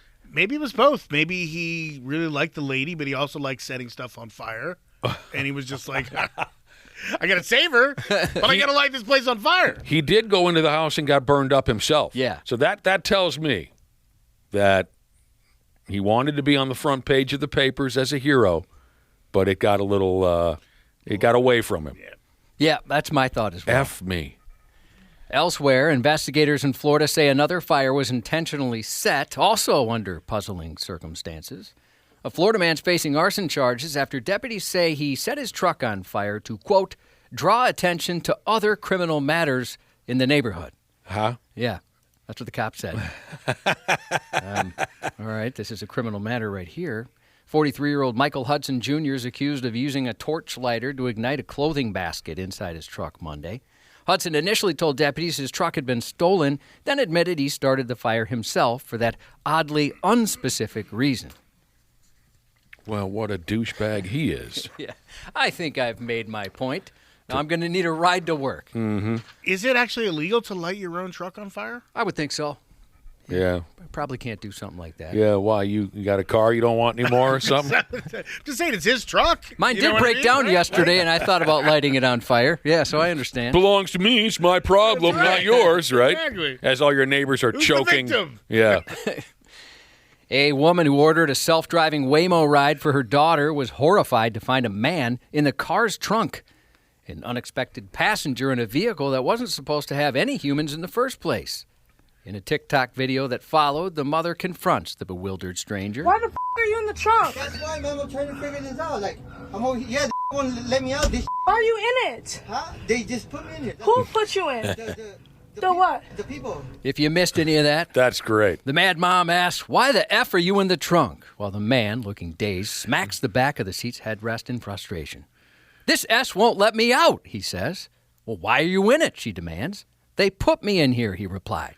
"Who put you in?" she presses, growing more frustrated. The people. The people. The people, he stammered, even though the car had no people at all. Who are these people? Police eventually arrived to extract the trunk tenant, while viewers marveled that a robotaxi smart enough to map entire cities apparently can't detect a full-size human being tucked in the trunk, meaning the automated ride might be way more trouble than it's worth. Take it easy, Cubby. I want to impress the boss. Oh. I have failed. Alphabet-owned Waymo says its support team immediately checked on the customer and confirmed her safety. A spokesperson called the incident unacceptable and said the company's already rolling out fixes. What the hell was this guy doing? He's hilarious, by the way, the guy that was in the trunk. But what the hell was he doing in there? Yeah, exactly. That's what he said. He's like, I don't know. They won't let me out. Did we ever get to the bottom of how he came to be? We didn't, right? No, we have no idea how he got there. This guy rules. Or who wouldn't let him out. Have you travel a lot? Have you been in a Waymo? I have been in a Waymo. Is it Yeah. just, I mean, I think I'd be a little nervous. A driverless car? Yeah. Oh, really? Yeah. I got some video I'll show you a little later. You sat Oh, in you the- know what? Maybe you sent me video that once. Yeah, that's right. Where was this? It was in San Francisco. You sit in the back. Sit in the back. There's and nobody behind the wheel. Nobody behind the wheel. That drives you around. That destroys me. There's no way I could do that. And I thought that, and then I got in one, and it was awesome. There's nobody yapping your ear off. It knows exactly where to go. It drives super safe. You're picking your own music. Did you get on the interstate? No. Just city streets? I don't think they go on the interstate, but I could be wrong. I don't know how these things operate. So just city streets, 20, 30 miles an hour? Yeah, and they're coming here. I don't know if you've seen the cars. Like they're not driverless yet, but they're they got people in them, but they're mapping the streets so that they can get ready for it. I won't do it. They're expanding the testing to here because they want the robo rides to sharpen their snow driving skills. So you might see some this winter. I will not be getting in a driverless vehicle ever. I just won't do it. I'm telling you, be surprised. People are wondering Very if you pleasant. rubbed one out back there by yourself. You can't do that. There's cameras in there. We've been told It's a lot of cameras. Yeah, man. Yeah, people decide, hey, we're going to get romantic back here, and then like a person comes over the speaker and says, knock that off. You can't do that. You'd have to get me drunker than I've been in decades to get me into a driverless vehicle. Do you think it'll ever just be completely normal? Yes, You do? I do think it's going to. It's just, it seems so wild. But I mean, I've got a buddy, he has a Tesla, and he took me in it, and he did the full driving mode. It was pretty incredible, the technology. But at the that same dude time, must have way more money than you do. He does have way more money. It was impressive. I don't think it's for me, but I mean, he was telling me like, maybe I shouldn't say this, but he drove from Faribault to Bloomington for work every day, and he's like, yeah, I just kind of sit on my phone and play video games while the car drives. I'm like, you're not paying attention at all? I might want to just at least put my hands on the wheel. Yeah, that doesn't feel great. No. Doesn't feel great. There will be no survivors. And yet I got no accidents on the screen. It's amazing. Turns out yeah, really, you're not seeing a thing. Turns out you don't need cutting-edge tech for an unsuspected rider. Sometimes a regular old car will do just fine. A 75-year-old woman, a former North Carolina senator's wife, had a frightening start to her week when she discovered an escaped inmate hiding in the back seat of her car. Oh, God. Marie Steinberg was heading for work about 7:30 a.m. when she unlocked her Honda Civic, opened the door, and came face-to-face with 23-year-old accused thief Charles Babb. He was cowering in the back seat with a blanket wrapped tightly around his orange prison jumpsuit. Authorities warned nearby residents to lock their doors and windows, stay inside, and avoid any interaction with the armed and dangerous fugitive. But Steinberg said she remained calm and decided to talk to him instead like a human being. I figured if I was nice to him, he'd be nice to me, she said. explaining that he kept saying, "I'm sorry, I'm sorry, I'm sorry, I'm so cold." And I said, "Well, hey, let me go in and get you a coat." Mm-hmm. And that's when he killed her. Oh, no, my I'm sorry. God. I misread that. Nope, that's not what happened. Before she could do so, Steinberg said Babs suddenly turned and sprinted down the driveway, reportedly leaving his prison sandals in his wake. She went back inside, called to her husband, and then dialed 911 as police moved into the area and apprehended the convict shortly thereafter. How'd he get out of prison? Was it the people again? Well, yeah, they didn't say exactly how he got out, other than he used a makeshift edged weapon. That was all they said about how he got out. At the time of his escape, he was being held on felony breaking and entering and larceny charges. That's freaky. A Vikings fan, fresh off last month's Vikings-Packers showdown at Lambeau, apparently decided to stretch his wings, a little too literally. After touching down at Flying Cloud Airport in Eden Prairie, he allegedly guided his SUV onto the active runways while drunk. Oh, man. Police were called when someone spotted an SUV cruising around where only airplanes are supposed to be. The vehicle turned out to belong to a 52-year-old man from Medina, which means it was probably a very fancy vehicle. And he had just gotten home from watching that ball game at Lambeau. That's right. Officers moved in and boxed the SUV to keep it from getting away. The driver greeted them with all the classic clues of intoxication, slurred speech, sluggish movements, and a field sobriety attempt that went about as well as the game did for the Vikes. A breath test showed an alcohol concentration of 0.13, and he acknowledged having 4 drinks earlier in the day. How was that the game? He explained to police he had flown to the game on his friend's private jet and had just returned to Flying Cloud Airport. Did you see the game? Did you see me on television? I was at the game. What was supposed to be a cozy kickoff to the Christmas season took a hard left turn from twinkling lights to police lights when a Virginia driver got behind the wheel more lit up than a Christmas tree. The 24-year-old, driving with a blood alcohol content more than double the limit, blew through road closure signs during a Christmas tree lighting event in Manassas, crashing into 3 police cruisers and striking an officer. Police were directing traffic for the festivities about 7:45 p.m. last Friday when Jackson Harlow ignored their instructions and went straight through an intersection, clipping road closure barriers, a parked car, 2 turtle doves, and even a cop along the way. Oh, my God. Oh, my... Thankfully, he struck the cruiser, which is what it was there for. It was to stop a vehicle from coming in and striking a person. After that first collision, the vehicle seemed to stall, but as officers approached, psych! Harlow suddenly hit the gas again, swerving onto a sidewalk, knocking over a street sign, etching his name firmly on the naughty list in the process. From there, he plowed into more road closure equipment and slammed into 2 additional police cars before finally coming to a stop at an intersection. Thankfully, the officer he hit suffered only a minor injury. Well, damn. He was hammered. A trail of phony purchases kept popping up across Polk County, Florida, and before long, investigators traced the pattern to little kids. Children who'd been handed the fake bills by adults who sent them into stores to make tiny purchases and then bring back the change. Detectives first focused on 32-year-old Jean Armand of Tampa, who explained the bogus bills came from 2 friends, 25-year-old Quincy Langley and 24-year-old Beyonce Staton and her child, as if it were destiny. When deputies caught up with them, Staton was carrying about $400 in fake 1s, 5s, and 10s, while Langley had another $100 in the same denominations. Investigators said counterfeit 20s had been passed by a child at a Dollar General, and that kid apparently took that money back to the SUV. A deputy learned the same kid had walked into a Taco Bell, used another counterfeit 20 to buy something small, and walked out with real change. Earlier that same morning, the kid had done the same thing, this time at a pizza place. When investigators interviewed the child, the kid said Stanton and Langley handed out $20 bills and told them to head into the stores, buy anything inexpensive, and come back with the change.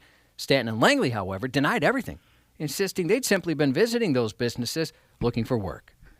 In the end, the adults were arrested and charged with a scheme to defraud, theft, using forged bills, conspiracy to commit fraud, and contributing to the delinquency of a minor.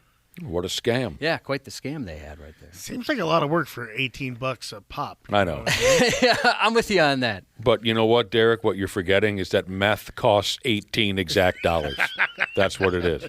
I mean, Just the gas money alone.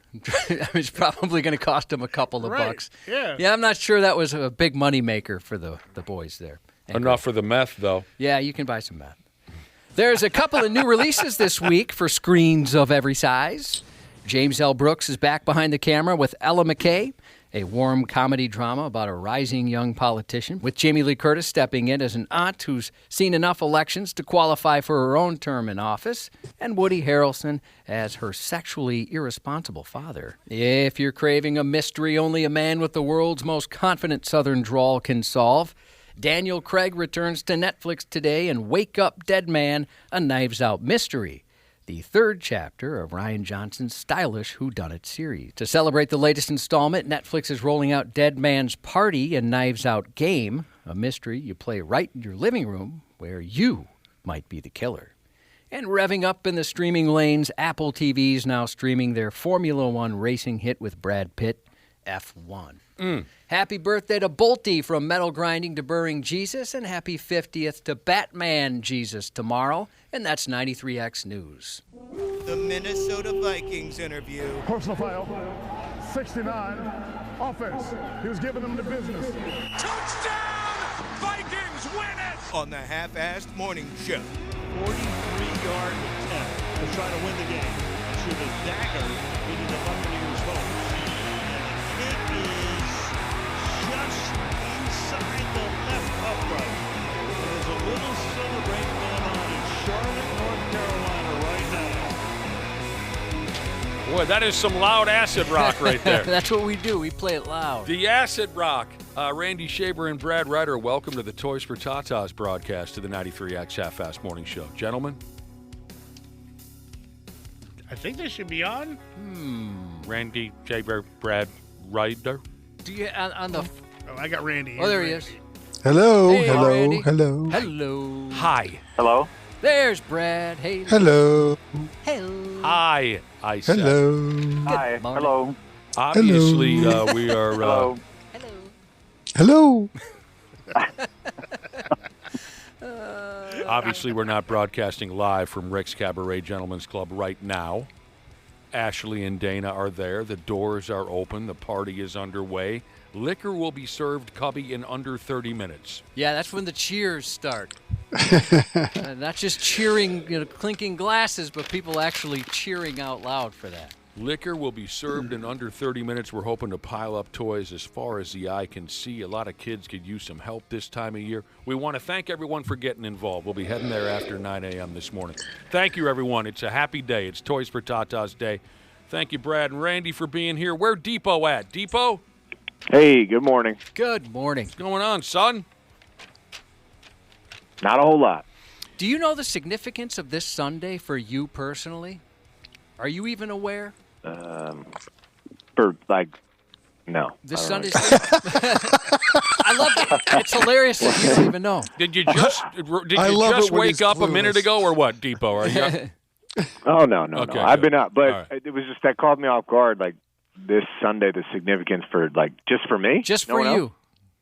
Your team let us know that'll be your 150th game on Sunday. Oh my! Are you aware of that? That's a milestone. No kidding. That's what they told us. Yeah, the Vikings sent us an email and said maybe bring this up to the old timer, see what he thinks about it. Wow, that's impressive. That's pretty cool. 150 career games it'll be Sunday when you're playing there in Texas. Are you thankful that you're playing in Texas on Sunday? It's supposed to be like 39 below zero on noon Sunday. So are you thankful for getting out of town? Yeah, I think, yep, for sure. Getting out of here and getting somewhere a little warmer. But the worst part is when you come back and you get off a plane and you get hit in the face by that cold air. Oh, yeah. Oh, yeah. That wakes you up. What was it? Was it Andrew that was telling us about that? Or maybe that was someone else. Some kind of splooge you guys rub on your arms when you play. That was in the, Kyle. Was that Kial Rudolph who told us? You know the stuff we're talking about, Depot? Yeah, it's like hot skin or second skin or something. They have it in the bathroom wherever we go, wherever we play. Do you use it? I've used it before, yeah. I use it like on my neck, face. It works really well. That's what Kyle told us. He said you don't need long sleeves You at all. don't need long sleeves. You just rub this this swill all over your naked skin, and it acts as a shield. But then again, when you guys go to the bench, aren't there 350-degree jet engines just pouring heat all over you, or what's the scene over there? Yeah, we have. Let me think. We have a heater on each end, like one of those ones that you said that like blow out straight fire. Yeah. There's like a heater in the middle. The benches are heated, and then those are also blowing out hot air. So I mean, yeah, you're comfortable when you come off the sideline. You get one of those big overcoats, those big jackets. Yeah. We have come a long way from Bud Grant. Yeah, Bud Grant never allowed a coat, a glove, or anything on the sidelines when they played. What is Bud Grant doing, Randy Shaver, when Depot explains all of those little luxuries? He's spinning, turning over in his grave. Yeah. Well, he'd let a guy put a coat on. I don't know think if they so. did. I remember seeing him wear the big giant coats. Well, maybe later in his coaching career, but that was kind of the deal when you came to play in Minnesota. It's kind of like when Bud walked across the field at the Gopher Stadium in short sleeves. Yeah. I mean, the whole idea was to tough it out, intimidate you by showing that we're not cold. We're not afraid of anything. Kind of a thing. Yeah. I know he did not allow artificial heat on the bench. That's for sure. Yes, but he'd let a guy put a coat on for cripe's sake. So, I mean, you know that like Walter Payton Man of the Year picture where he's got like the big coat on, the cape on. Yeah. Like, did Bud Grant look at that and just be like, "Wuss"? What a wimp. Yeah, I don't know. I mean, you got to at least let a player put a jacket. Oh, I mean, it gets awful cold at some of those ballparks. Yeah, Depot Wikipedia says that you made your first on-field debut as a member of the Tampa Bay Buccaneers against the Carolina Panthers on September 7th, 2014. Wow. Is that accurate? That is accurate. Yep, that is accurate. And on that day, you had 2 successful extra point snaps and 1 tackle assist. Can you tell us? There we go. Yeah, what did you get? Were you playing special teams on kick returns or something? Who'd you tackle? I'm assuming I was on punt and tackled the punt returner. Dude. But I don't remember. It was a long time ago. That's amazing. That was the first day you started looking between your legs, and you've never stopped. I can't say I haven't looked back because I do it every day.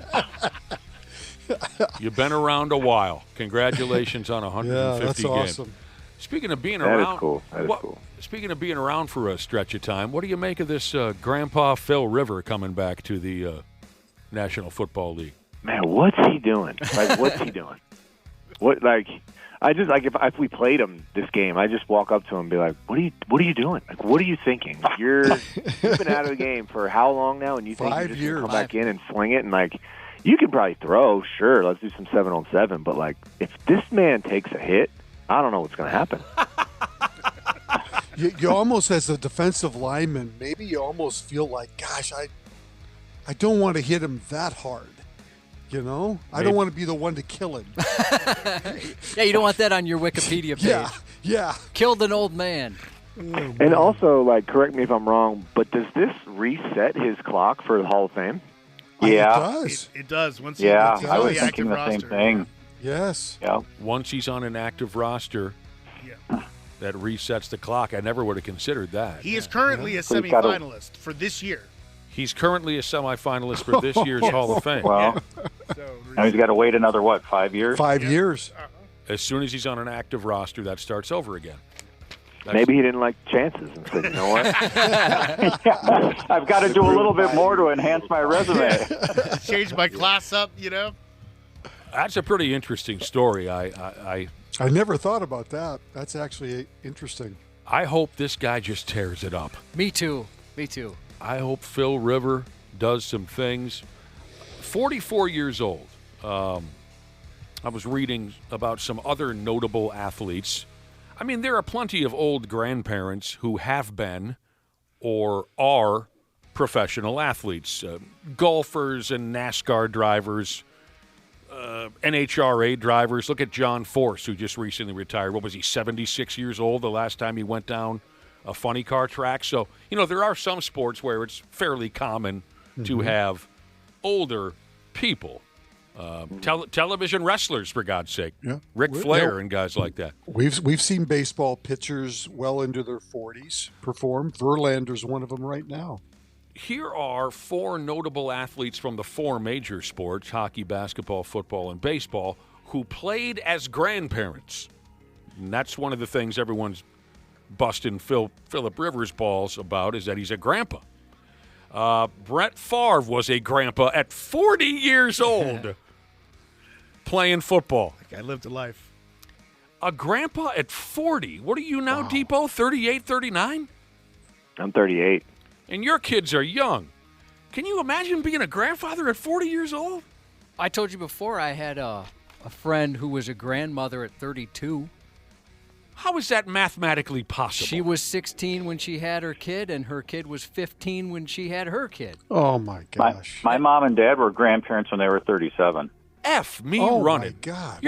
You're too young for that title at 37 years old. Well, it's funny. So my friend, again, she was 32, and she told me that. I thought she was messing with me, and she wasn't. She said, no, I got pregnant when I was 16, and my whole goal was to make sure I raised my daughter where she'd wait, so she wouldn't have to deal with that kind of stress. And it went the other way. Yeah, and she went earlier. Damn. Even earlier. 15 years old. Julio Franco, big league baseball player. Yep. This one makes some sense. Was a grandfather when he was playing in the bigs. Yep.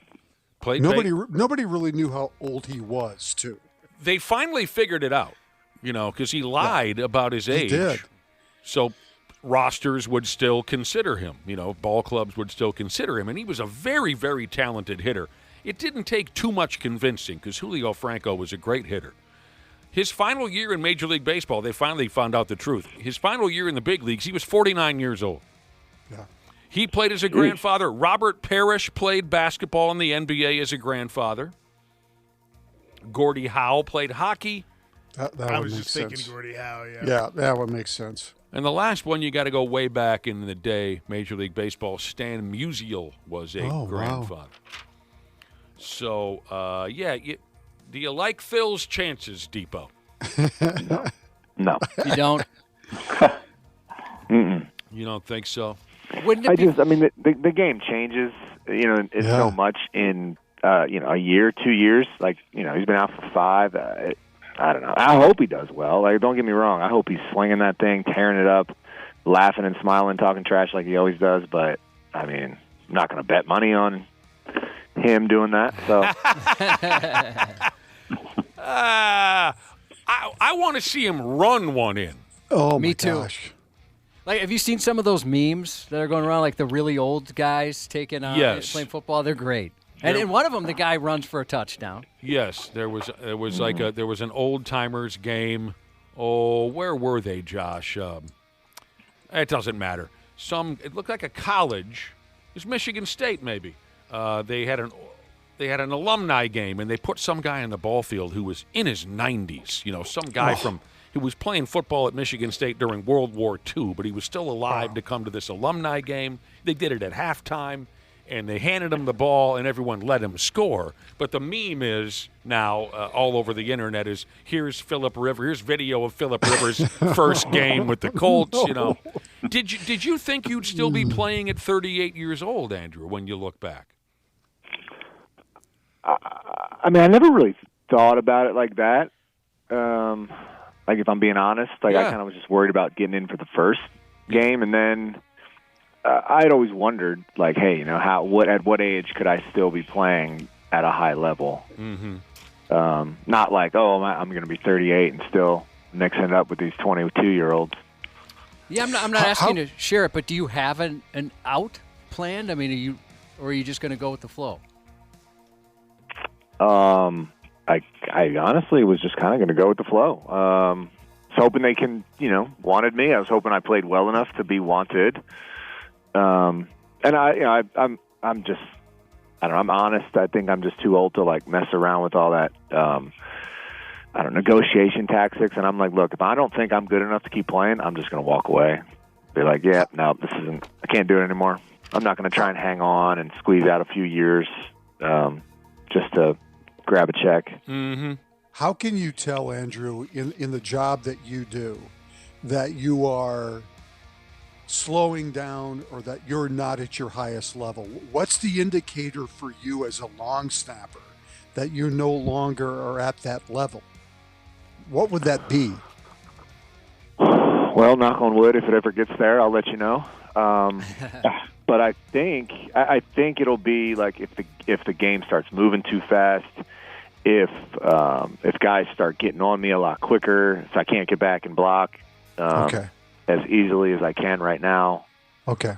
I think some of those it has nothing has has nothing to do with the way that you snap or the way that the revolutions of the ball or anything like that. It's more about the blocking part of it. I think it'll be more the blocking part than anything. I got you. 20-year-old kid bowls you over. Yeah. You know, you Tweety bird flying over the top of your head kind of a thing. Seeing stars.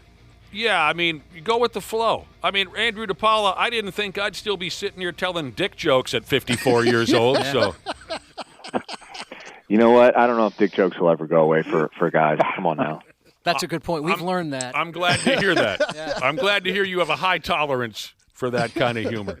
We both, when we started here, we looked at the guys in their 30s working at a rock station and just thought, how pathetic is that? And now we're in our 50s. We had a pact that we would never allow the other one to stay past 30 years old. I thought by now we'd be reading farm market reports and far more mature, having long political conversations, you know, somewhere. How much more mature did 30-year-olds seem when we were younger? Back in the 80s, they seemed ancient. TV shows. They seem like grandpas. Like look at Cheers or like Seinfeld. Those dudes are 34, 35 years old. You're right. That is weird, right? Looking back at some of those shows, thinking I'm older than that person is now, and they seem so old when I watched. Yes. Athletes, you know, every once in a while we'll have this conversation where, I mean, who were you talking about the other day, Randy Shaver? George Blanda? Or you were talking about we were talking about some old quarterback who turned gray when he was 21 years old. Guys in their 30s and 40s. People in their 30s and 40s. We were talking about Earl Morrall. Earl Morrall, that's right. Yeah. You know, had the flat top and looked like he was 80 when he was really 25. Adults in the 50s, 60s, 70s, 80s, they looked a lot different than they do today. For sure. I mean, I watch an old action movie. You look at Charles Bronson, you know. You watch some of his old action movies where the guy just looks worn out, and then you look it up, he was 33 years old, you know. Just built different back then. Oh, man. Different kind of living. You know, speaking of old athletes in the NFL, do you know how many receiving yards that Phillip Rivers will need to become the second all-time in receiving yards after the age of 40? No. I don't know. Tom Brady's number one, right? No, Tom Brady's number two. Okay. Well, Jerry Rice. Jerry Rice is number one. He's got like 2,200 or 2,800. Okay. Over 2,000. I was thinking specifically quarterbacks there. So, again, how many yards does Phillip Rivers need to be number two on the list? 7. Wow. Throw him a little pitch to the running back, a little pitch pass. All right, that's something to look forward to for sure. Just something to keep an eye on, you know. I'll keep an eye on it. Oh, wow. You know what we were talking about earlier? 15 years ago today, the old Metrodome roof collapsed under the weight of 17 inches of snow. Wow. Has it already been 15 years? Yeah, wow. 15 years ago. Where were you 15 years ago? Did you maybe see the video on television, Andrew DePaola? I can remember, them playing it on ESPN. God. That little, security cam footage or whatever it was. Yeah. Jesus, that poor bastard in the golf cart that damn near didn't make it out of there. No kidding. Mm-hmm. That's what I always remember is there was some poor sucker in the middle of the field on a golf cart when that gave way, and he punched that gas, and he just made it out of there. Yeah, the My college roommate was playing for the Vikings at that time. Oh, yeah? Oh, yeah. Who's that? His name was Ryan D'Imperio. I think he was a fullback. Oh, I remember him. Dude. Yeah. So did you guys have a telephone conversation? Yeah, I called him. I was like, dude, what are you doing over there? He's like, I think we got to go outside now. I'm like, yeah, I think so. Yeah. The roof buckled overnight around 5 o'clock in the morning. Vikings were scheduled to kick off against the New York Giants that day. Had to reschedule the game. Had to move the game to Detroit. Yeah. Yep. Those poor bastards. I was reading about, the Dome had, the old Metrodome, had several lines of defense against terrible snowstorms, but I never knew the specifics. Now, they would crank up the air pressure in the joint when the snow would fall heavy, and that was supposed to keep the roof aloft. They would crank up some heating device that would pump 140-degree air in the space between the inner and outer layers of that dome. Yep. To get the snow and ice to melt. But also, when that didn't work, they put people on the roof. They would send some bitches up onto the roof with fire hoses. Yeah, they'd try to get it off the roof. I've been up there before doing that. What? What the hell were you doing up there? No, when I was in college, my part-time job for a couple of years, I was on the grounds crew at the Metrodome. Yeah, the grounds crew on the ground. No, but that was part of our job was to go up there and do that in the wintertime. Did you fear instant death? No, I mean it looks more dangerous than it is. It's pretty flat on top of it. It's more flat up there than you would think, and there's stairs and runways and stuff, and yeah, it's not quite as dangerous as it looks. They sent peckerheads up there with fire hoses with 105-degree water, but on the night before that collapse, the weather was so bad, those dudes never made it to work. Right. So they were doomed from the get-go. Isn't that something? We had that just garbage ballpark for all those years, and now, Depot, you get to play in what a lot of folks say is the nicest ballpark in the whole league. Yeah. I'm not complaining. What's your favorite thing about the new Metrodome over there? What's your favorite little luxury that you might have? The bathroom right off the sideline. Yeah? Oh, sure. Well, you wouldn't consider so convenient. Like a full-on toilet with a mirror and a sink, not just an outhouse? Correct. Nice. Yep. Nice. Right there. It's so nice. You don't have to worry about, man, did I go at halftime? Did I go before the game? Like, you can just drink as much as you need to and then be like, all right, real quick, give me a knock if we get a turnover. Do you ever check out your what's this, Josh? Here, what do you call this? Like your tricep? You ever check out your triceps in the mirror or anything before you go back out on the ball field? Not anymore. There wasn't when I was younger. Yeah, I suppose. Not as defined as it once was. I don't know if you can call it defined. Maybe it's not even there. Good luck Sunday, Andrew DePaola. We always like jaw-jacking with you by damn Sunday at the Dallas Cowboys. Tell all those crazy Texans that we said hello down there, will you? Oh, of course, guys. Will do. Appreciate it. Reminder on Pro Bowl voting. Pro Bowl voting. Go to 93x.com. Right. Pro Bowl voting. Pro Bowl voting ends Monday night, I think. Oh. So appreciate everybody getting We got a few more days. Got to go. Y'all bumped me from sixth place to first place, so let's keep me in first. Oh, really? Wow. All right. Come on, it's crunch time. Oh, Let's yeah. get in. Finish strong. Let's go. You're currently in first place. Voting ends Monday night. That's outstanding. We will, like Josh said, there's a link on our website. See ya, Andrew. Always appreciate it, guys. Thank you. See ya. You bet. You know what I forgot was to mention that our weekly chat with Andrew DePaola is brought to you by Luther Kia of Bloomington. And I feel terrible about that. Oh, they're forgiving over there. Derek filling in for Dana this morning. Dana and Ashley, like we said earlier, are already down at Rick's Cabaret Gentlemen's Club for our Toys for Tatas toy drive. Derek is here filling in. Randy and Brad, acknowledge and thank Derek for helping us out this morning, will you? Thank you, Derek. Appreciate it, Derek. Thanks, Brad. Yeah, he's knocking it out of the friggin' park. That was my fault. I forgot about the sponsor. The Purple Pick'em Challenge is brought to you by Xfinity, your home field advantage. Get all your football all in one place. Purple Pick'em is also at the same time brought to you by Dickey's Barbecue Pit in You ever run in there, Josh? You're an Egan guy. Dickey's? Oh, absolutely. Yeah. Yep. I love that place. Also brought to you by Dickey's Barbecue Pit in Egan. Today on the telephone, we're going to be pulling in a sumbitch by the name of Jeff from Isanti. Jeff, can you hear us live on the radio? Jeff, are you there? I'm here. Hey, Jeff. What are you doing, dude? Oh, not too much. Getting ready for work. What are you guys up to? We're radio show, Randy, Brad, Derek, Toys for Tot. We got a lot going on. Awesome. What do you do for a living? I'm a project manager for an exterior company. I'm pretty much quality control.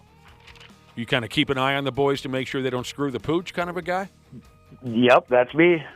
Do you sleep in your pickup a lot? I try not to. They frown upon that. No. Well, a lot of jobs, dude. Well, it's nice. So you're kind of the boss. Boss of the little guys. All right, boss of the little guys. That counts for something. From up there in Isanti, here's what we need out of you, Jeff. We need your score predictions for this Sunday's game. First, the halftime score, and then what we call around here the final. Minnesota-Dallas Sunday night. Halftime score, Jeff? Halftime score, we're going to go 14-10 Dallas. Dude. And what about when it wraps up? When it wraps up, the final, we're going to say 27-24 Vikes. There we go. That's Jeff, Josh. I know. I like Jeff. He knows what you sound like you're battling a little bit of a cold. I know that's kind of presumptuous for a little stuffy. Yeah, someone I've never even had one single phone conversation, but I could tell that he sound. Well, be well, and thank you for getting involved in Purple Pick'em, and we hope everything turns out all right. If you get one or the other correct on your predictions, you'll win $1,000. If you get them both, $100,000 and a trip to that big title game. So this is your whole life right here, Jeff. Yeah, sounds good to me. Tell the boys to kick it in the ass from the Half-Assed Morning Show there on that project that you're involved in. Will do. Thanks, guys. So long, sucker. It's Jeff from Isanti, our purple picker this week. All right, Randy Shaver, Brad Ryder. We were talking about Phillip Rivers earlier. Hilarious. Pumped to see him. Do we know for sure that he's going to play on Sunday? There hasn't been a decision made yet. All right. Yeah. We're all excited for it. But I can't disagree with this, but I'm sure Randy can. All-time great semi-retired quarterback Cam Newton feels disrespected that the Colts didn't call his telephone. Whatever. Like a slap in my face, bro. All the things that you do in the media, do you come off like you're available? State the case then, bro. Did Phillip Rivers send any type of signs that he was available? Why you asking me to do something that everybody else didn't do? I ain't no lad, bro. Come on, bro. You still are available. Have you followed my Snapchat? What in the hell was that? Yeah, it was kind of weird, the video he put out, but he's offended, essentially. He doesn't understand. Cam Newton screaming about the... Correct. I think he's doing a bit. Yeah. Oh, you don't think he's offended? Really? No, I don't think he's doing Okay. Okay. All right. He said it was like a slap in his face that his telephone didn't ring. and I couldn't follow the screaming. I didn't know what he said there. So the Atlanta Falcons beat the Tampa Bay Buccaneers last night. How about Todd Bowles' reaction after the game? I didn't see to the their game. loss. A lot of cuss my words. God. Oh, man. He was Well, who the hell is Todd Bowles? He's the head coach for the Tampa Buccaneers. Bay coach. And he was He was upset? not happy. Oh, my gosh. It was a Jerry Burns kind of explosion. Really? Yeah. Oh, yeah. Oh, I'm sorry I missed it. Not happy. And he shouldn't be. They were up 14 points in the fourth quarter and lost to the terrible Falcons. And now Carolina is in first place in that division, and if they win, they'll be a game up. So, crazy. So Todd Bowles, the head coach. You don't see this too often. He threw the whole team under the bus. Oh, he did. The entire team. He just, I mean, he let loose. It's pretty. It's worth listening to and watching. When Jerry did it, it was kind of at the media people defending his coach, but he was defending he his basically coach, threw. Yeah, he threw his team under the bus like I've never seen before. Well, I'm looking forward to. I'll get a look at that when I get a chance. Yeah, it's. I mean, I don't blame him either. I mean, that's just a terrible loss for Tampa Bay. What happened to the Buccaneers? They were looking like the real deal for a while early in the season, and now this. Well, they've lost to the Saints and the Falcons in back-to-back weeks, and that's 6 just or 7 brutal. too. I think they lost 6 out of their last 7. 6 out of their Yeah, last they lost 5 out of their last 6, I think. But yeah. But they play Carolina twice before the end of the year, so it's still all in their own hands if they to win that division. Well, Carolina's probably saying the same thing too. Yeah. It's all in our hands too. This was the coach's way to light a fire under you know what a little bit. The players' asses. Yeah. And how about, I mean, for fantasy football players, if you're playing against Kyle Pitts this week in the playoffs, you got to be going, come on. Where in the hell has that been the last 5 years with this tight end who's just been miserable? And last night he catches 3 touchdowns from Kirk O'Chains, and they end up beating the Buccaneers. I mean, come on. 42. Sounds like you were playing against Kyle Pitts. What's that? What? I was in one game, yes. I was going to say, it sounds like Randy was playing against Kyle Pitts. What did you say, Derek? It was 40 fantasy points. I had 42 in my league. Yeah. 42. Just brutal. I mean, just brutal. This sounds like a massive F-up here. Pittsburgh Steelers team doctors may have accidentally punctured T.J. Watt's lung. Oh, that's not so good. Awful. T.J. Watt, star pass rusher for the Steelers. He's been in and out of the hospital here the last few days, and that demented stalker Adam Schefter reported that Watt suffered a lung injury during treatment at the team's facility. So I don't know what they were trying to do. I don't know what his original injury was, but it sounds like, well, here's what it might be. If you remember, in the year 2020, a quarterback by the name of Tyrod Taylor plays for the Jets right now. Suffered a punctured lung while receiving a pain-killing injection to his ribs from the Los Angeles Chargers team doctor. I believe that's how Justin Herbert became the starter in San Diego. Wow. Oh, was that incident? Yeah. Taylor got his lungs punctured, and he was the emergency quarterback, and then they never looked back. So people are assuming that the same thing must have happened to T.J. Watt. Now, when Tyrod Taylor had his lung punctured by the Los Angeles, whatever they were at the time, San Diego, Los Angeles Chargers, he sued them for $5 million. I don't know if he got that money, but he sued them for $5 million. Boy, that sucks. Whether you're the doctor or T.J. Watt, that sucks. I'm sure the doctor's like, why couldn't have this been a practice squad guy? Wouldn't even make the news. No, you're right. Oh, why couldn't it have been a nobody? The Buffalo Bills have cut loose with a new beer that is supposedly made with the snow shoveled from their football stadium. Fittingly, and it's not, as most of you know, when it snows like hell out that way, jobless Bills fans, many of them on probation, show up at the ballpark to help shovel the snow off the field. And more than a few of them will crack open a beer after their shift is over. So that was the motivation behind coming out with this limited edition beer. And again, they say that the beer is made from snow that's been scooped out of their ballpark. I'm not so sure I'd want to drink that beer. No. Yeah, I'm with you on with that. the snow out of the ballpark. The Bills call this new swill Blizzard Brew. I read one review, two of them, of Blizzard Brew, where someone compared the taste to drinking cold hot dog water out of a hockey skate. Oh, my God. That's brutal. Someone else said that it tasted like drinking flu mucus out of a douche bag. As if people know what that would taste like. Another joke I said, I saw, someone said, I drank 4 of them in a row and they were all bad. You follow the joke That's there, good. right? Yeah. How's everything at the University of Michigan? What's the update over there with the football? Oh, my God. He goes to court today. He goes to I missed court out today? on all that fun yesterday morning. Yeah, you weren't here when we talked about that friggin' movie in the making. Yeah. He goes to court this morning. They're still not sure if they're going to charge the guy. But he does go to court this morning. Who's going to play this Sharon Moore in the movie, Josh? Boy, I don't. Cuba Gooding Jr. Denzel. He kind of got that Denzel Washington look. Total disaster at the University of Michigan. I think Denzel's too big of a star. This is probably going to be like a straight to Hulu thing. Yeah. Speaking of Adam Schefter, is he finally back to reporting on facts rather than coming to this guy's defense? He got ripped big time yesterday. He did. Yeah, he did. Yeah. Okay, I so didn't wasn't follow the gist he said? I mean, you guys maybe have more info. I kind of just saw headlines. Like he said, hey, let's wait and hear both sides. And he basically said that the guy was... he was being not framed necessarily, but he was... Yeah. He had his side of the story. Yeah, people were after him. Yeah. Okay. So Adam Schefter said this is a witch hunt of sorts. They're just after him? Kind of. Okay. Well, yeah. All right, whatever. I mean, bit.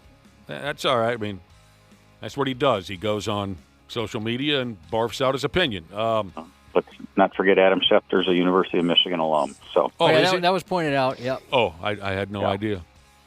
Yeah, we don't need to recap this Sharon Moore deal because it would give us all a headache. There's so much to this story. But, okay, so he's going to go to court today.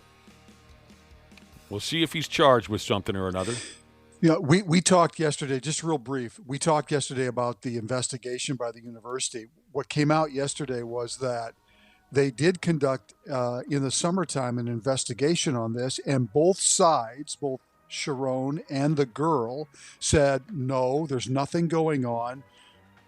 And so they dropped the investigation because they both said no, that's not true. There's nothing going on. Okay. And then in the last week, the rumors kept circulating about this. The rumors have been out there for a while. And in the last week, apparently the girl brought evidence to the university that, yes, this was going on. So something changed. And he pissed her off or something. There's also a report that he let her go, like professionally, like he let her go, and then that kind of spiraled out of control. Yeah, what a mess. I mean, the whole thing is just a terrible mess. One of our listeners texted in to say, this is a Lifetime movie that my wife would watch 800 times. Oh, yeah, for sure. Another listener said this Shamar Moore could play himself in the movie. He's got nothing else to do right now. Yeah, he's got time. Will be doing time. I read that this lady that he allegedly had a hot affair with got a 55% pay raise in the last year. Right. And that was a clue that something might be going on. Yep. She went from making $58,000 to $90,000. Jeez. By the way, there's a few people who think that P.J. Fleck might jump on over to Michigan if offered the job now that their head coach went ahead and lost his mind. He might be a candidate. Yeah. I mean, anything's possible, but if we had a dime every time we heard that P.J. was going to leave and take a different gig, we'd be able to pay for many lap dances today at our Toys for Tots. I think there are other candidates that are more likely than PJ at this point. Fair enough. Keep an eye on the name Urban Meyer. Urban Meyer, one of my all-time favorites. No, there's no way Michigan's going to put in Urban Meyer. No way. Urban Meyer. Interesting thought. No way. The Dallas Stars came into town hot last night, but the Pigs were up to the task. They beat them by a goal. Yes, I know the score was 5-2, but you know where I'm going with this. Empty nets, yeah. Love the unis last night. I didn't see the game. They look like the North Stars. Oh, they wore the old, okay. Yeah, love the unis. Up next, the fellas play a home game tomorrow afternoon against the damn Ottawa Senators. Sunday, the Boston Bruins play here as well. Couple of injuries. Jake Middleton, Matt Zuccarello both got tossed onto the injured reserve pile yesterday. The Pigs have had their fair share of injuries. There's no question about that. Yeah. Over the last couple. But Matt Boldy was great last night. They played. They got some great production out of that second line last night. Boldy was fabulous. Nathan McKinnon of the Colorado Avalanche is now that hockey club's all-time leader in goals. He passed Avalanche and Nordique all-time great. And the current president of hockey operations in Denver, he passed Joe Sakic. McKinnon passed Joe Sakic during their game last night against the Florida Panthers. He now has 392 career goals, Nathan McKinnon. He's going to have to really keep it cooking if he wants to top Sakic in the all-time points category. He's going to have to really let her buck. But he's got more goals. Hey, word is the Timberwolves have a point guard in mind. Yes, I like this one. I do too. Kobe White, bring him on. I know he's injury prone a little bit, but man, he can play. I like Kobe White I like a lot. this better than Ja Morant. Oh, for sure. Everybody likes this better than Ja Morant. I just worry about what they have to give up in return, but It's the same names every time. Well, I hope it's not Jaden, because I wouldn't do Jaden. No, for it's him. not Jaden. But I love this possibility. Yeah, It's always Randall, DiVincenzo, Dillingham, draft pick, Terrence Shannon, or whatever his name is, and that's where they're going. Dante, the rumor is, I would too. Dante, Terrence Shannon Jr. plus a draft pick. Kobe White's a terrific point guard for the Chicago Bulls. Like Randy said, he is hurt right now. To no one's surprise, a calf injury. Everyone in the NBA has had at least one calf injury this year. Pardon me. He was injured recently. He's back now. Kobe White is playing for the Bulls. The word is Tim Connolly, the GM at the Wolves, is itching to make this deal right now. Derek follows the NBA. What do you think of Kobe White playing here? I think Kobe White's a great player. Yeah. I mean, great, strong. But he's a really good point guard for a team that needs a point guard. Probably the best in the market. I mean, otherwise you're in like the Jose Alvarado shopping aisle. Yeah. Right. So, right. He's a scorer, which makes him. Sometimes point guards are more assist heavy than they are scorers, but he can do both, and he's a good shooter. Yeah. So, plus excellent hair.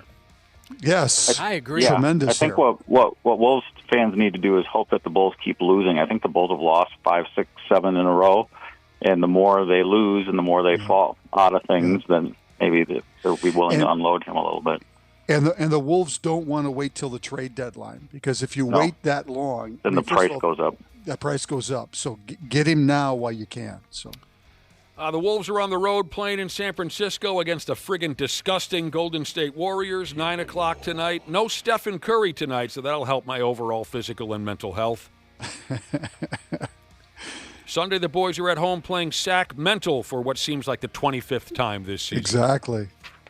You can see our own Anthony Edwards in a new series on Amazon Prime Ski. The show is called Serious Business with Anthony Edwards. I'll be A1 from day one. It's streaming now. In the program, Anthony Edwards, he battles elite athletes and celebrities in all sorts of competitions. The first challenge is table tennis. In episode 1, which I think you can see now, he takes on an Olympic-level table tennis player called Lily Zhang. Is this kind of like a play of his saying when he was early in his career that he could play every sport and all this kind of stuff? Yeah. Gotcha. I think if you watch that Netflix documentary about the Olympic team that he was on a couple of years ago, I think this is how it started, because he actually was watching table tennis and saying he could beat some of those players. And, I remember video of Edwards watching the Team USA table tennis folks ping pong back and forth, and he was fascinated by it, number one. And then it occurred to him that he could beat all of them. I love that I guess about we'll him. find out. Some of his music's going to be in the episode. Music? Yeah, he wrote some music. Oh, no. His brother, Be Different. Yes. His brother's a rapper who goes by Be Different. He's going to rap some of Anthony's music. That's something new, an athlete who thinks that they can rap. Yeah, you're right. This has never happened I'm before. guessing his brother is probably very good at it. Well, He's he from performed. Atlanta. He's probably musically gifted. You know what I'm saying? He performed at a Wolves game or two. Did he when you were with the team, Brad? Or was that after you? Yeah. He did. Yep. Okay. I'm sure his brother is very good at it. I question whether Anthony is terribly good at it, but we'll see. Yeah. Edwards said at one point or another that he could become a professional table tennis player within a year and a half. Have you ever watched those professional and Olympic amazing. You can't even Unbelievable. see the ball go back and forth. It's crazy. And they're so far away from the table. Yeah. It's just crazy. Right. I read that a big-time high school basketball tournament had to be canceled because the students can't keep from beating the hell out of each other in the stands here in town. Did you guys hear about this? Yeah, it's terrible. happened here? There's supposed to be a big tournament in Edina this weekend, but they had to cancel it because I guess high school basketball games here in town have become just a battleground, and the teenage kids punch each other's lights out in the stands, and they kick each other's ass in the parking lot, and it spills onto the court. That's a damn shame. Yeah. Josh, my stepson, that doesn't make any sense. Godson.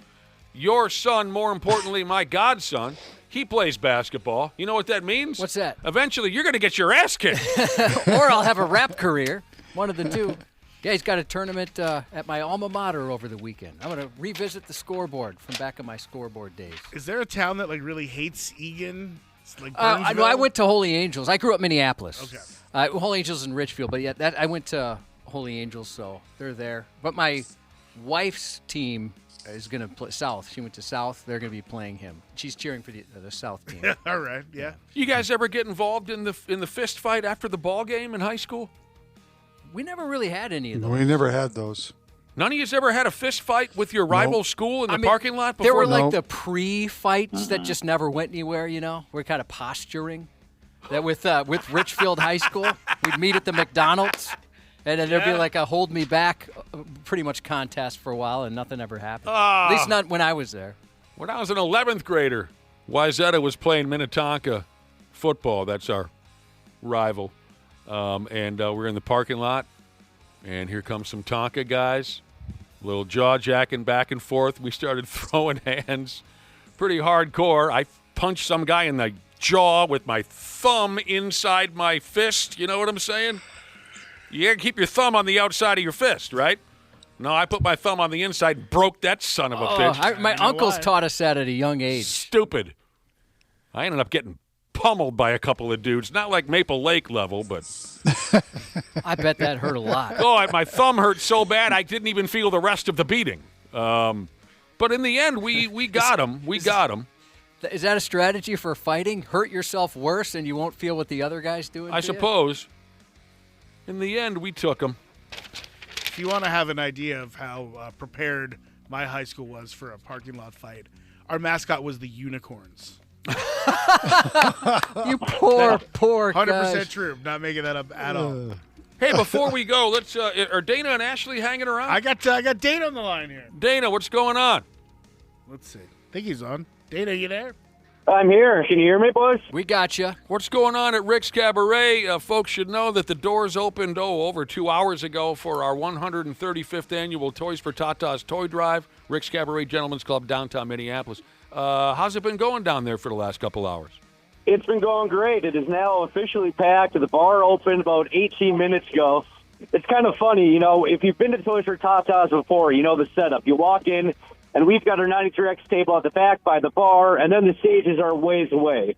So the first hour and a half, nobody's really coming up to Ashley and I. Then about 7:45, all of a sudden, a huge group of people is chatting with us, and we felt kind of special. But then we realized it's just because the bar was about to open. Yeah, I'm sure they're back up front watching the girls. Oh, yeah, absolutely. They got their drinks, and they're back up front on Sniffers Row. But it's a packed crowd. It's a festive crowd, and people are having a lot of fun. It's good times, as always, here at Toys for Tatas. Well, I wish I could go. I'm no longer going. Ashley sent me a photo, which is going to keep me away. Did you see the T-shirt somebody made? No, I haven't seen that shirt yet. I'm currently sitting back in VIP so I can hear you guys better. Oh, look at you, Mr. VIP. Hey, when you walk out of there, they're champagne room. Hey, dude, even if there's not a woman with you, when you walk out of there, they're gonna want $1,000. So yeah, I'm going to drop the credit card. All right, Josh, when you get here, can you give them yours? Okay, I can't see this, Josh. Do you mind? I suppose if you. Ashley sent a picture of a customer there at Rick's today who has a T-shirt on. Let me try to see it. You don't want to say it out loud? Well, no, it's too disrespectful. Okay, do you mind coming over here real over. quick, and you can jump on this here. Look at that! Look at that! The T-shirt says "To-Do List." Josh's mom. Oh, come on! And it's crossed out, by the way. He checked that off the list. It's crossed off the list already? It is. So I'm not going. Do you I need to get a picture of that guy. Do you recognize him, Josh? Yeah, he does look familiar. What do you mean? Like you saw him at your mom's house here recently, or what? I'm never going to call you Dad. I don't care. You have to call him Dad. I'm not calling you Dad. You have to call him Daddy. No. I can't wait to... I can't wait to meet Josh's stepdad today at Rick's Cabaret. Why don't you guys go outside and have a catch, Josh? His father and son will bond in time. He'll be so disappointed in my lack of a spiral. He'll teach you. He'll teach you. The dude went as far as to make a T-shirt about your mother's notorious promiscuity. Oh, my look, God. I drive a Hyundai but ride your dad, she's sent in a photo of herself, and she has a shirt that says, to-do list, your dad, and then that's crossed out as well. She did our dad's. Oh, all right, Dana, we'll see you in a little while, man. Go have some fun and have something to eat, and tell everyone we'll be there as quick as we can. Sounds good, boys. All right, take care. Toys for Tatas. Wish I could make it. You don't think you can face the crowd after? No, that's humiliating. Hey, Randy Shaver and Brad Ryder, thanks for all your insight and wisdom and laughs, and we'll be checking in with you on Monday morning. Sounds good. So long. Okay. We got to take a breather. We'll be back in a few minutes on the program. Half-assed Morning Show. 93X. What's going on, podcast pimps? Dana here for the fine folks at Standard Heating and Air Conditioning to ring in the holiday season. Yeah, the 12 days of Shackmas are here, and here's what you got to do. This is fun. Follow them on social media between now and December 12th. They're going to be posting pictures of these glittery ducks all across the metro. Once they post one, the hunt is on. Find one and win big. Think things like concert tickets, game tickets, gift cards, and I've gotten word that one of the days will be for tickets and a wild suite with yours truly. But you'll have to beat me to find these ducks, and just a warning, I have a lot of time on my hands and I fight dirty. Follow Standard Heating and Air Conditioning to join in the excitement. And remember, get that furnace cranked on before it's too late. Book appointments now at standardheating.com. That's standardheating.com. Looking for the perfect gift for the soccer fan in your life? Visit store.ussoccer.com and shop official U.S. Soccer merch. Celebrate the season and show your U.S. Soccer fandom with a gift from store.ussoccer.com. Hi, I'm Drew Barrymore, and I want to tell you how you can help to support the life-saving work of St. Jude Children's Research Hospital. When you give, you're helping ensure families never receive a bill from St. Jude for treatment, travel, housing, or food, so they can focus on helping their child live. This holiday, help St. Jude give children the greatest gift, a chance at a lifetime. This holiday, help St. Jude find more cures for more children. Donate now at musicgives.org. Half-Ass Morning Show, 93X. Oh, it's absolutely wonderful. That's how we're feeling, knowing that everyone's having laughs right now downtown at Rick's Cabaret Gentlemen's Club as part of our Toys for Tatas toy drive. Thanks, everyone, for coming down and helping out the kids. Thanks to everyone who's planning on stopping by sometime later this morning. We appreciate your support. We'll be headed down Minneapolis to Rick's Cabaret after the show is over today. As soon as we can escape the building, we will. So we'll see you there. Again, if you don't know the gimmick, if you're just coming to, bring an unwrapped new toy to Rick's Cabaret Gentlemen's Club this morning. And we'll accept toys all day long, will we not, Cubby? I think, yeah, at least till 3, right? And maybe even later. So whenever you can make it. You got a big window of time. Yeah, 11:30 at night. Just tell your wife you got to be down there at Rick's to drop off the toy. If she gives you crap, say, sorry, I'm charitable. Stop on by. Had to see Josh's mom. Even you. You bring in that new unwrapped toy, dump it off at the entrance of Rick's Cabaret. You get in for free. You get free food. And, of course, there's always, Josh, the option of being teeter-tottered by topless college girls. Yeah, you'll see that. While you're hanging out at Rick's Cabaret. What else is going on? Our strict by-the-book program director, Derek, has joined us this morning. Dana and Ashley are already down at Rick's. So we needed somebody to hang out with this morning. Derek was kind enough to join us. Thanks again, brah. No problem, man. As strict and by-the-book as you are, we still appreciate you coming in so early. Speaking of Dana being helpful, Dana printed off some rules for behaving at a strip club. Now, we don't need to go through all of the rules of how to best behave yourself at a strip club because it's common sense, really. Don't be a friggin' jag-off. Do you remember, did you get the talk? I got the talk, the strip club talk.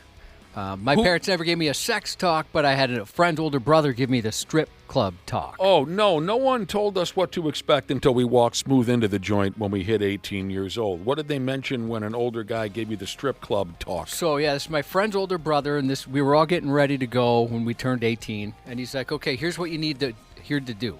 You order a Sprite, and that way they can't tell when the ice melts, how much you've been drinking. Sound advice. You, no touching.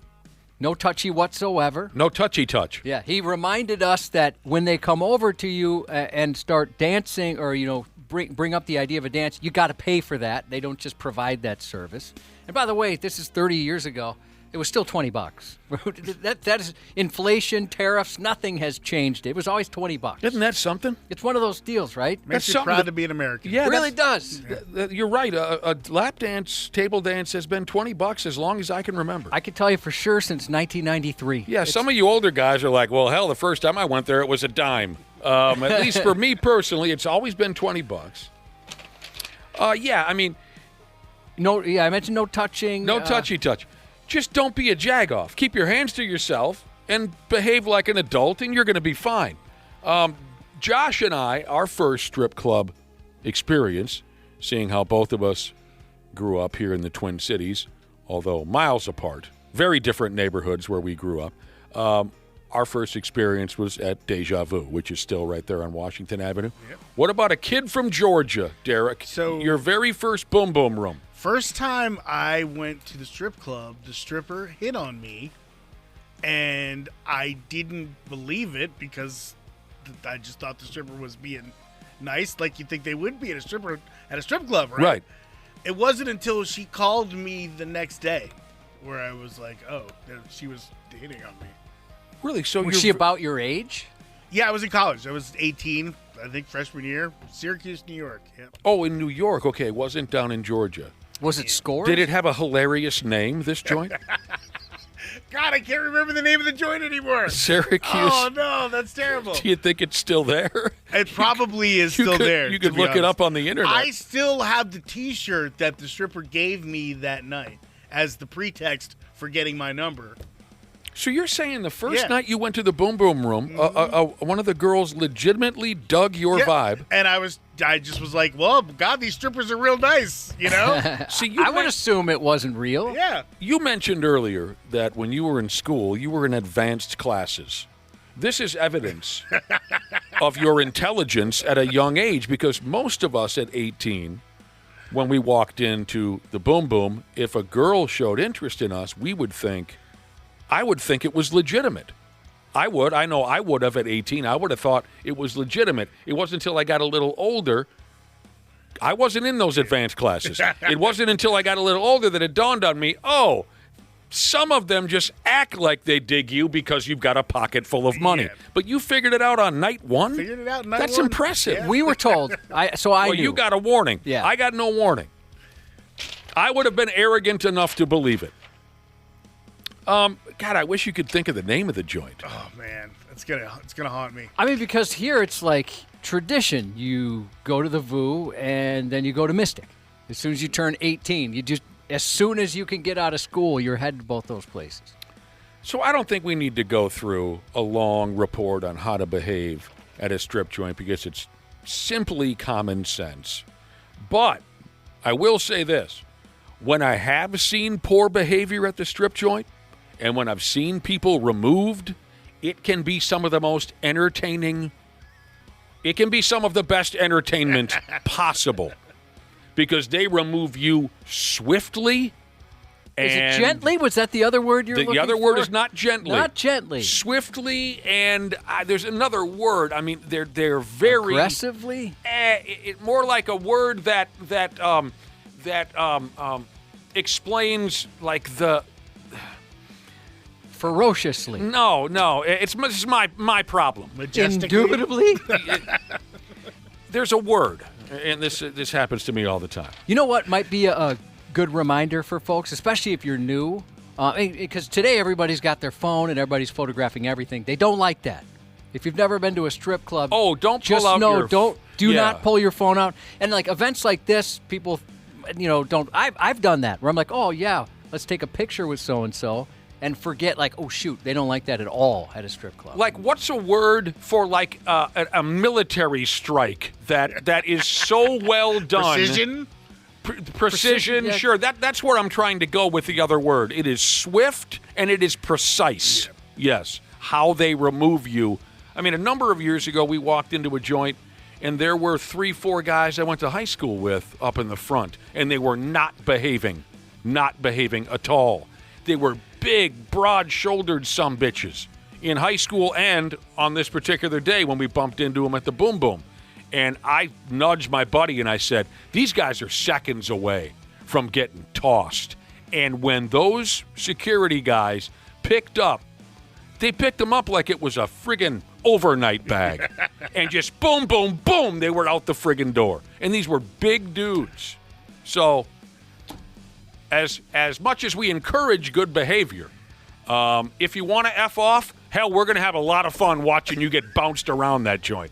Your brother, when he was a bouncer, was it a strip club? Yes. He has some stories. I'd imagine so. He has some stories. He bounced at a couple of different joints, one of them a topless bar. And I'll just say this. There were times he thought his job was done. And the boss said, hey, let's go a little further with this guy. Let's remind him not to come back. They thought their job was done, and the boss looked at the boys and said, you're not done with this guy yet. We don't want him ever coming back. Oh, yeah, I had a boss like that once.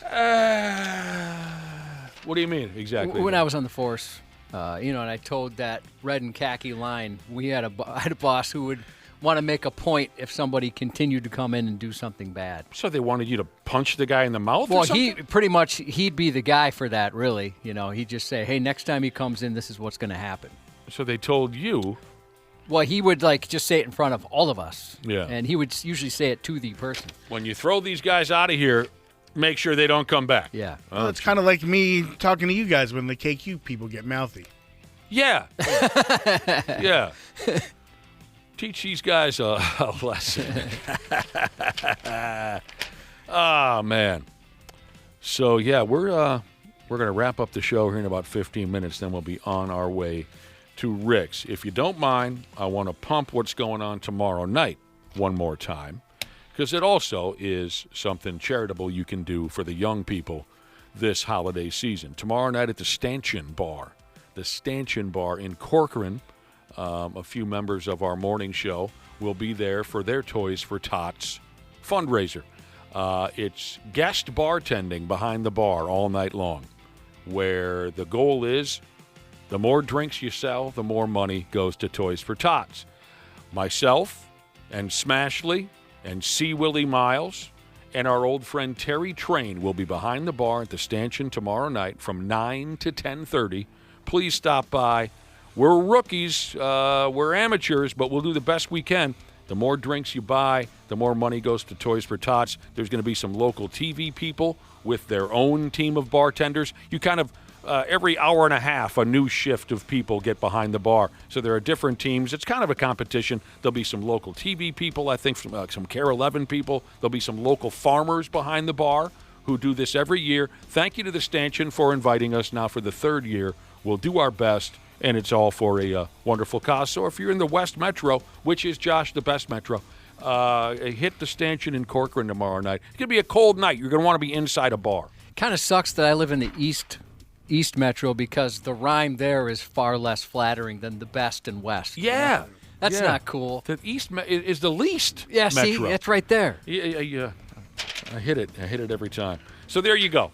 Is there a certain drink you'd recommend I order from you? Beer. Please. A bottle. Well, actually, I think it's only taps that we serve during this event. Please order a tap beer. Although I've effed that up, too, the foam and all that. I'm not a bartender. So you're not going to throw me a Negroni together? I didn't even understand what you said. What did you say? A Negroni? Negroni? Yes. What is that? It's a cocktail. Okay. I have no idea what's in it. But you're a mixed drink guy. I will drink a mixed drink. Yeah. I'm more like I like just a straight bourbon with some ice. You know what I mean? God, I can do that. Yeah. I can friggin' do that. So there you go. Yes. 651 to 715. Jesus said every time he comes up to order from you, Nick, he wants you to run down the list of taps available, and he's going to do it every time. Last time I had this. What else do you have again? Oh, it's like the people you see at the ice cream shop once in a while. Can I get a sample of that?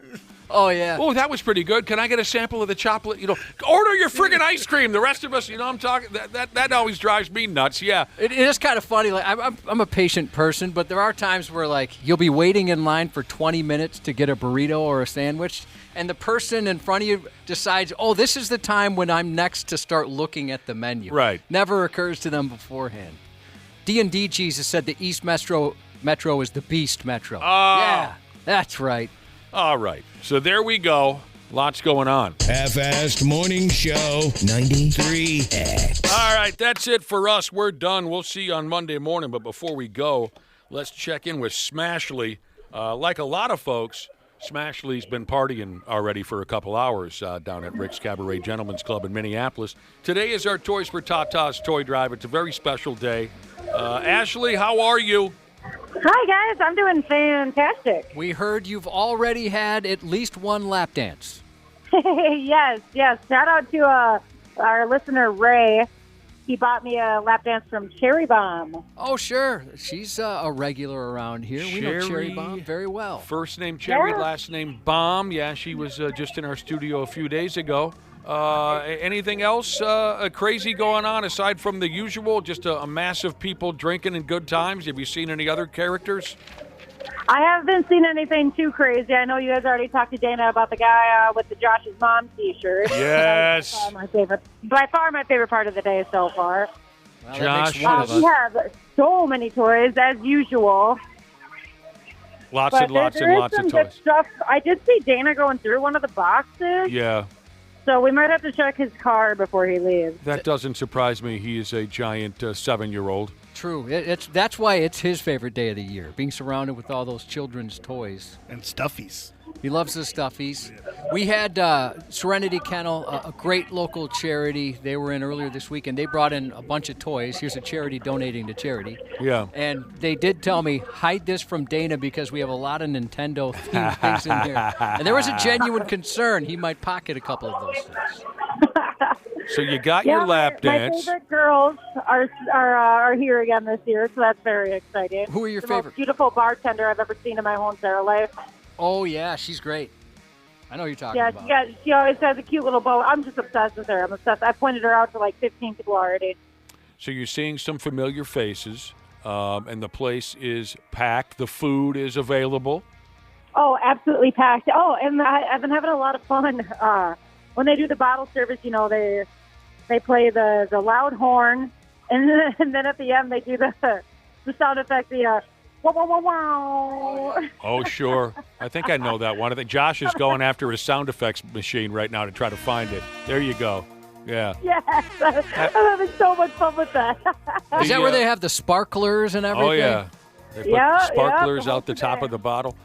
So the food is out. The bar is open. Have you had anything to drink?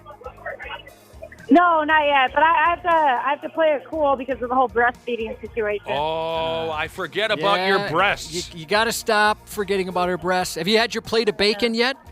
Yes, I did. Oh, yeah. Anytime we go somewhere where there's breakfast, Ashley eats a plate of bacon. It's Yeah, tradition. usually a very kind listener will bring me a plate of bacon. That happened again this year, so thank you.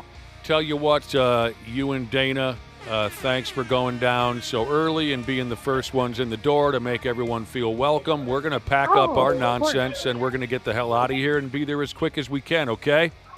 Yeah, I mean, you guys are so welcome because, I mean, why would I ever want to go and hang out at a strip club all morning? Yeah, we know. It's your favorite day of the year. Mm-hmm. See you in a little while, Smashley. All right, see you guys. You know, a little earlier we were talking about our first experience at the Boom Boom. Josh and I, of course, being locals, our first showdown was at Deja Vu. Derek being, at the time, the first trip you made to a strip joint, you were in Syracuse, New York. You can't think of the name of the place. And I just was yelping. Oh, yeah? Syracuse strip clubs. It doesn't appear to be open. I'm not seeing the name of it anymore. That's funny. I did get a text from a guy who said his first strip club, he was 18 years old. It was in Cannon Falls, and the joint was called Class Act. I wonder if that's still a friggin' joint. Class Act. I like the name. All right, we got to get out of here. Yeah, before we do a couple of... by the way, one more before you go, Josh. I've got something here both of you guys might want to borrow from me before we go to the Boom Boom. Oh, is that Axe body spray? I got a little Axe body spray for you. Yeah, I'll take some of that. Huh? Here we go. All right. If any of you were wondering if buying the boss a lap dance is allowed, I checked the handbook, and it is. I've read the handbook, and it's encouraged. Yeah, it's encouraged. Happy birthday, especially if it's a contract year. That's right. Happy birthday to Cat Truck Driving Jesus from Crystal Amazon Jesus, who said, here's to 51, fart knocker. Happy 44th to the real Al Bundy Jesus, and to everybody else, have a sexy weekend. 93X Half-Assed Morning Show. Nice. 93X. What's going on, podcast pimps? Dana here for the fine folks at Standard Heating and Air Conditioning to ring in the holiday season. Yeah, the 12 days of Shackmas are here, and here's what you got to do. This is fun. Follow them on social media between now and December 12th. They're going to be posting pictures of these glittery ducks all across the metro. Once they post one, the hunt is on. Find one and win big. Think things like concert tickets, game tickets, gift cards, and I've gotten word that one of the days will be for tickets in a wild suite with yours truly. But you'll have to beat me to find these ducks, and just a warning, I have a lot of time on my hands and I fight dirty. Follow Standard Heating and Air Conditioning to join in the excitement. And remember, get that furnace cranked on before it's too late. Book appointments now at standardheating.com. That's standardheating.com.